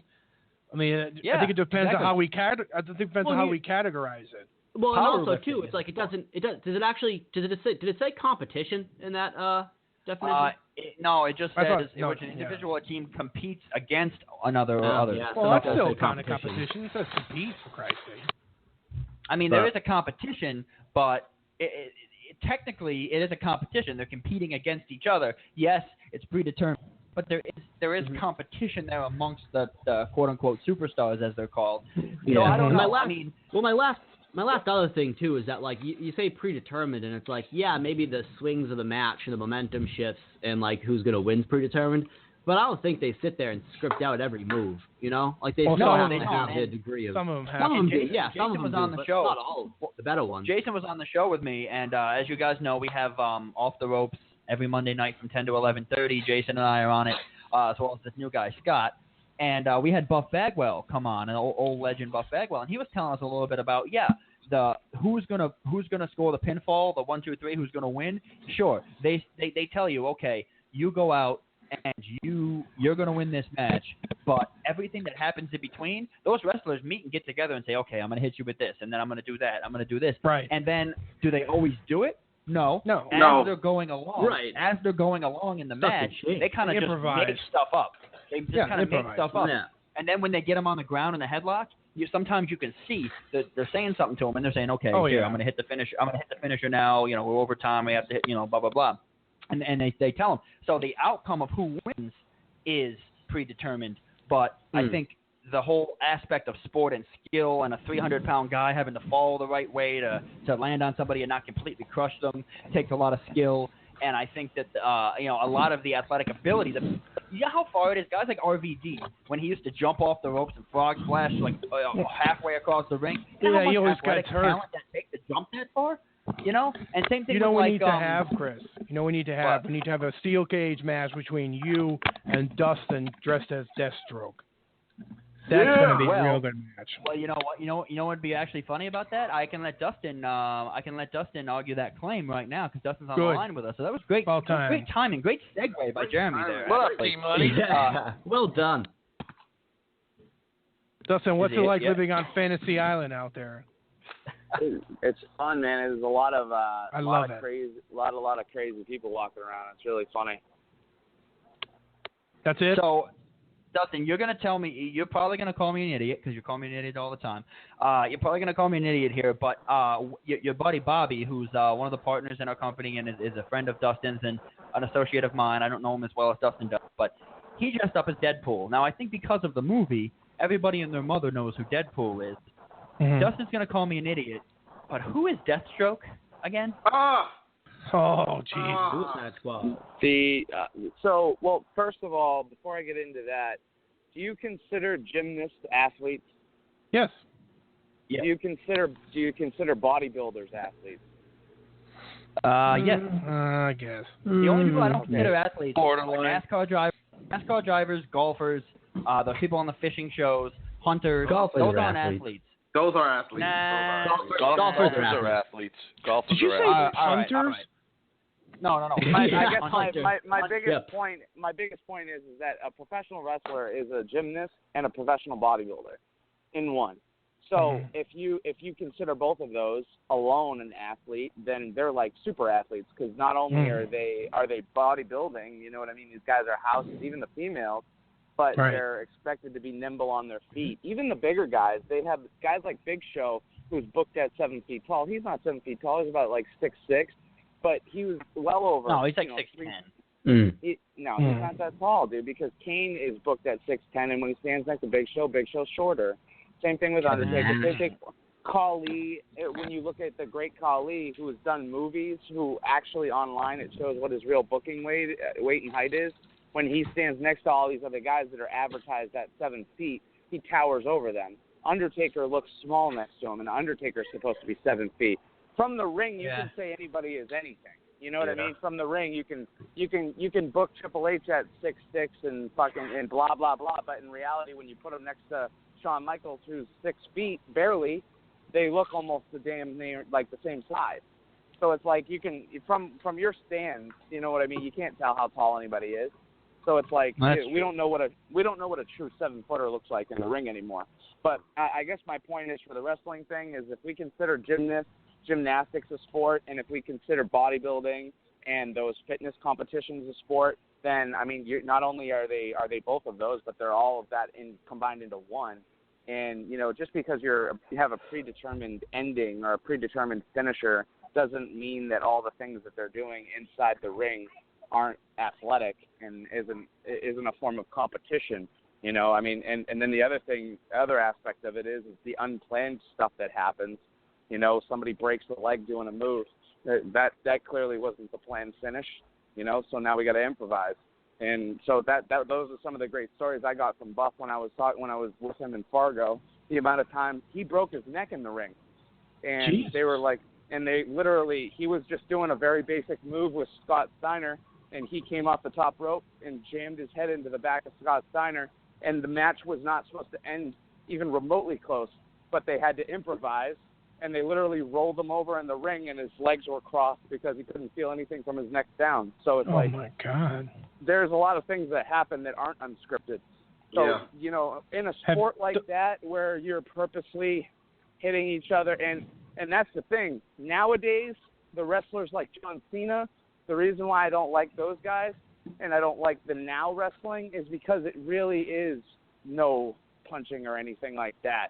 Back in the day, Buff would flat out say, the closer you are with the guy that you're working with, the other wrestler, they would really punch each other in the face, because then they'd actually get some blood going, and they wouldn't have to. And you can't tell me that back in the 90s, back in 98, 99, when they used to hit him in the head with a steel chair. I mean, you could hear that hurts.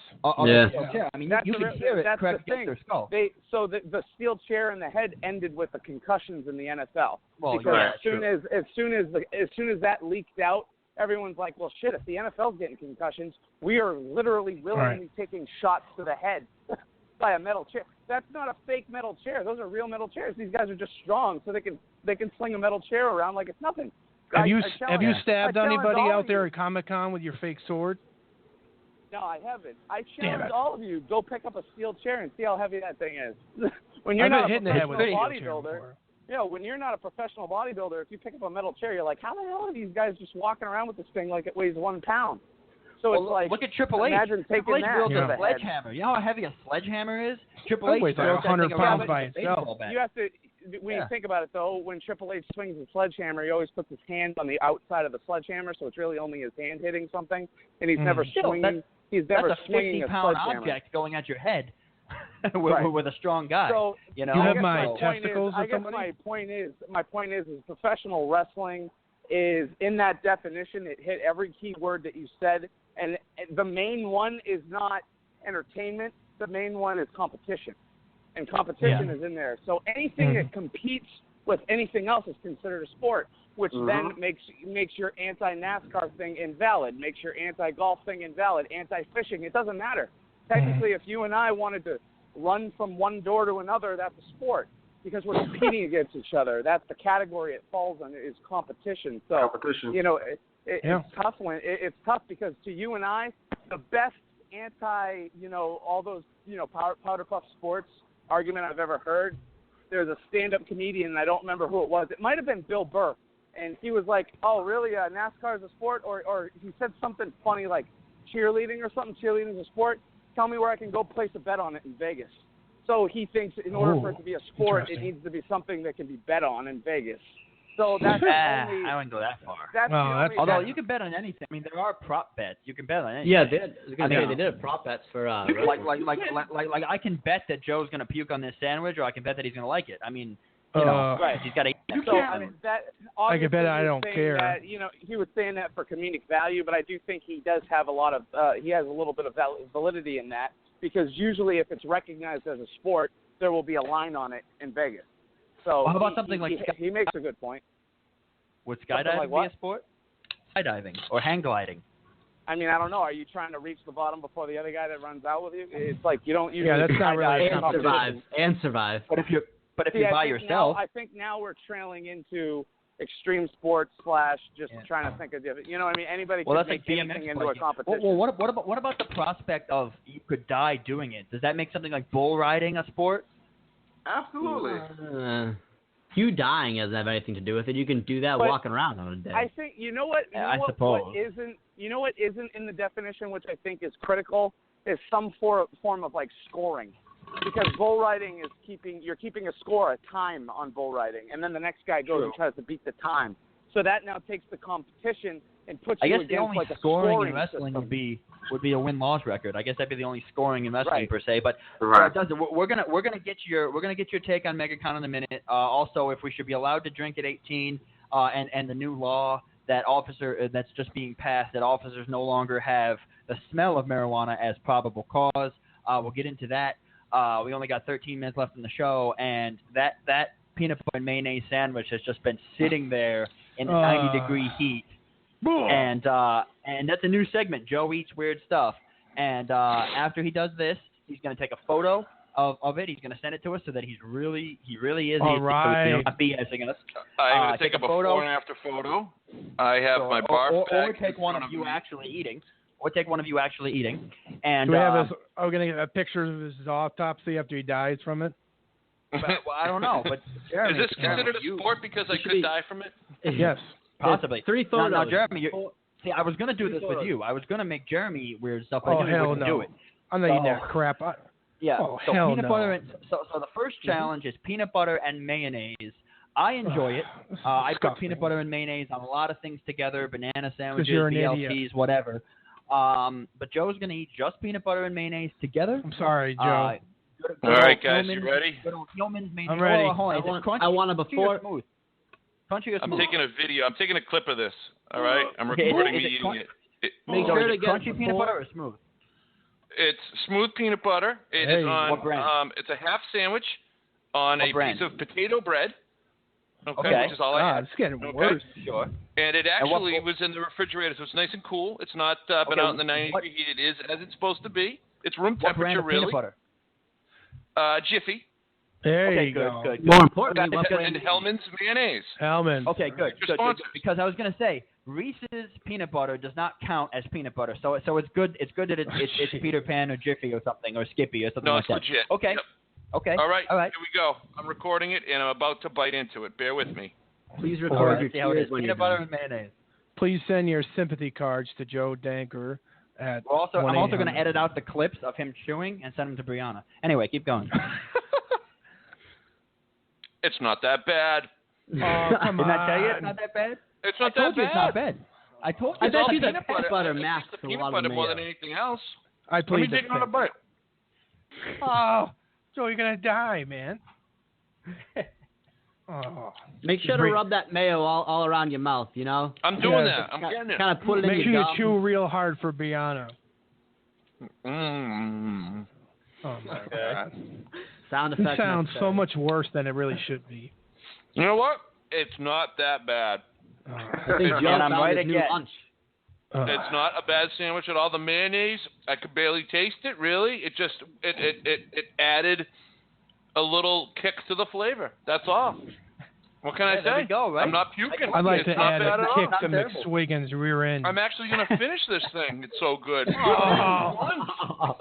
on Sunday. Loving it. Oh, God. Now, Jeremy, say we you have? want to go? We have the brunch hour? Oh, I'm out. Sure. Well, listen, you know what? you're never going to next? hear. I have going to make a statement here that nobody's ever heard before. I am never going to eat again. Oh, well, I've never you heard me that right. from you. Let's see. I'm done. I gave up on food after this Oh, segment. Jeremy. The after. I don't even have an after. Joe can vouch that peanut butter and mayonnaise is not terrible. It's Well, not I'm really happy Only- for Joe. He's wonderful. Only in but America I'm going to can throw you up. create. Only in America can you create a radio show where you eat a peanut butter and mayonnaise sandwich. Right, dressed Exactly. as a cartoon character. Well, no, but you see, this was foreplay. We're getting good the Lord. tip next week. We're getting the tip next week. Oh, Jesus Christ! How about like lobster dipped in mustard? Oh, that's a good that's one. enough No, of that. I got one. I got a nice easy one. Nice easy one. You go down to Cumberland Farms and get a slice if you want. Pizza, okay, covered with Nutella over the top. That's Come not, yeah, but on. that doesn't even sound bad. You got to do like pizza dipped in horseradish. Or Are like, you serious, Dustin? Are you dipped serious? in like you got to find I like something that one, that's too. pungent. I think you've been at Comic-Con too long, buddy. That's Well, How you know about what? how about The- drinking? the How about problem- drinking the the leftover problem- juice from a pickle jar? That's not that all right. bad. I can live with that. See, All right. I get the vibe. I get the vibe that Joe's like an ex-fraternity guy, and he's probably been through all this stuff before. So Not you have to true. do a I'm lot actually Call not. Christian Leitner, see how he feels. But he's got that. Oh, He's got no. that. Sorry. He's got that. He gives off that aura like he's not that afraid of a lot of these things. So pickle juice certainly why I isn't had going to him get do him to. That's why I had him do it because I knew Jeremy'd puss out on me, so I wouldn't have Oh, him don't give me do that it. puss out crap. It's called. I'm gonna want to throw. That's disgusting. Ugh. Jeremy, how about this one? How about this one? I'm listening. Instead of peanut butter, take a piece of I bread. don't like okay, mayonnaise. put some grape jelly on it. Okay, just put jelly over the damn thing. Okay, have a jelly sandwich with bacon. That's probably good. Sweet and salty, man. I'll eat that for fun. Right? I'll take it. Right? I'll take it. Would Chris, you you're do very that bad one? at this. Is the No, bacon that's cooked? for Jeremy. That's for Why Jeremy. do I 'cause have to eat figured that? because Yeah, but bacon I mean, makes if you're everything gonna, better, if man. You're gonna, if you're gonna do What one part for of I'm Jeremy, not eating anymore did you guys Yeah, do? if you're gonna do one for Jeremy, you might as well be like, take a piece of pizza and dip it in marinara sauce. Oh, fine. It's fine. How not about that big this of a then? deal. Hey, listen, How Will about, Smith. how about one of those? If you were here right now, one of I'd those kick Hershey's your ass. chocolate bars. How about one of those Hershey's chocolate bars, right? You should put with, this to with the cheese listeners. whiz. What's the worst thing you can come up with? Okay, a I'd rather Hershey's eat my chocolate own bar. poop. A Hershey's chocolate bar with the canned cheese whiz over the top. How about that? I'll eat that. Yeah, baby. gross. I'll eat that. I'll eat anything with cheese. I know I won't. I changed my mind.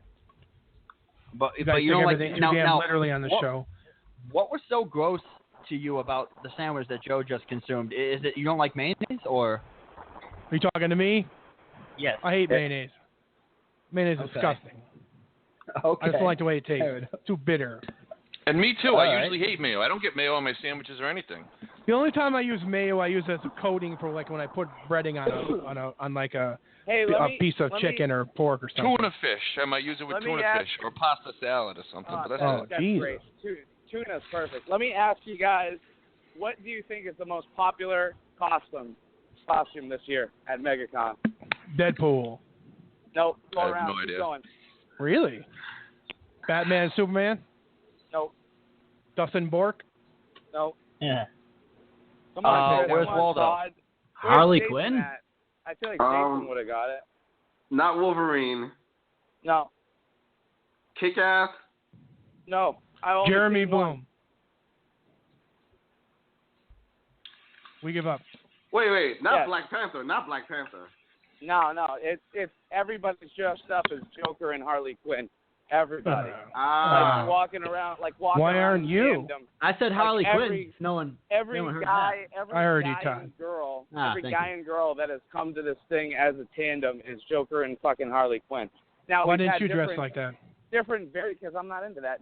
There's different variances of Joker. I've seen Fat Joker. I've seen Jack Nicholson Joker. I've seen Heath Ledger Joker. And then the new one, the best Leto Joker I've seen was actually a little kid, and he had the damage tattoo on his forehead, the slick back green hair, leather jacket.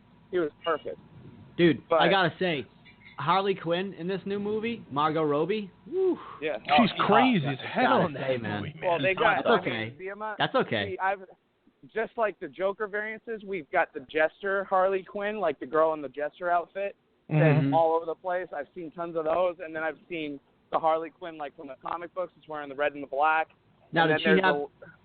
Did they manage to get like the giant mallet with her? I'm assuming the prop was made. I've seen three of them that have a blow up one, and the thing is gigantic. The key is you just got to adhere to the certain like prop rules, and you can get them on the website. Like I have a ton of weapons on me, but they're all like I have a wooden sword. Wooden swords are fine. Any kind of guns are all right as long as there's no ammo. So you can take Nerf guns, or you can take. Wait, you can beat Gambit from X-Men and just beat the hell out of people with sticks? Jeez. Yeah, there's people walking around with all kinds of weapons, but there's no like Cyclops? live anything. Like you can't use a pellet gun. You can only use like toy guns, like Nerf guns and blah blah blah. But so Chris, Deathstroke was the original Deadpool. DC Comics made this guy called Deathstroke the Terminator. The Terminator film came out 5 to 6 years after the comic book, and then they changed the name from Deathstroke the Terminator to just Deathstroke. So originally, the name The Terminator, they got into a big lawsuit battle when Arnold in that movie came out because they're like, why are you using our name? Yeah, so I remember that. They dropped the Terminator from Deathstroke because they didn't want people to get confused and think that it was related to the movie. So Deathstroke, his real name is Slade Wilson, Slade. This is how bad Marvel Comics is. Yeah, they ripped Wade it Wilson. off. They ripped it off so Wade bad Wilson. that they made a guy called Wade Wilson. Jeez. So literally, and then the superpower that Deathstroke has is he's a former military assassin who has like a special healing, like Wolverine. Like if he gets shot, he'll heal in like 5 seconds. Wade Wilson So guys, and Deadpool, same thing. Dustin, I want to get some more take on your weekend. We were supposed to get in some of these topics, only 2 minutes left. And so I don't know if we're going to get to it. I want to get to it on Tuesday, though, because I definitely want to hear about your weekend and hear more about how the superhero world is taking over Hollywood right now. I want the video of Joe eating his sandwich. Oh, well, we met John Cusack. I'm working on that, Jeremy. Adam West. Right. Dude, we met a lot of people out here. John Cusack, he's great. Guys, can we vote on Joe's next weird thing real quick? Can we vote on Joe's weird thing real quick? Ketchup and mustard in a sandwich. No. Tell me, you want peanut butter again? Peanut butter and pickles? Do you want? Let's see. Peanut butter, pickles. What other weird ones? I got salt, pepper on peanut butter and sweet peppers. No, pizza and horseradish. Okay, pizza and horseradish. Salt and pepper on apple slices. Do you want vanilla ice cream with with soy sauce? Or Oreos dipped in orange juice. That actually doesn't sound bad. Or I don't know. Oreos and orange juice would be pretty good. Funyuns with cream cheese. God. I used to eat Cheerios with cream cheese when I was little. Let's see. Salted chips with Nutella. I'm sticking with pizza and horseradish. I go with pizza and horseradish. Popcorn and marshmallows? No? Okay. No. All right. No. Well, then let's do that then. Let's do pizza with horseradish on it next week. And good luck with that, Joe. That's a puker right there. That we need video for. You know, I feel like there's one more sauce we could dribble on top of that horseradish to make it just perfect. I'm not sure where we're going with this. Maybe something homemade, right? Like some honey or something like that. I thought it had to be a two-parter, like peanut butter, like a sandwich with mayo. Yeah. Okay. More than two ingredients, I think it starts to get a little. Can the pizza have toppings since it's just pizza? Yeah, I was just saying pepperoni pizza, but you can do whatever you want. How about Steph's almond dressing? So a little bit of homemade ranch. So let's do. So we do got to get out of here. We got about 48 seconds to go. Just wanted to let everybody out there know, Happy Memorial Day. You know what really grinds my gears? You, America. You. Well, we may be leaving Martha's Vineyard, but the spirit of this wonderful place will stay in our hearts all the way home. Because after all, Happy Memorial Day. The spirit of Massachusetts is the spirit of America. The spirit of what's old and what's new. The spirit of Massachusetts Kill me is the now. spirit of America. The spirit of the red, white, and blue. The spirit of Massachusetts is the spirit of America. The spirit of what's old and what's new. The spirit of Massachusetts is the spirit of America.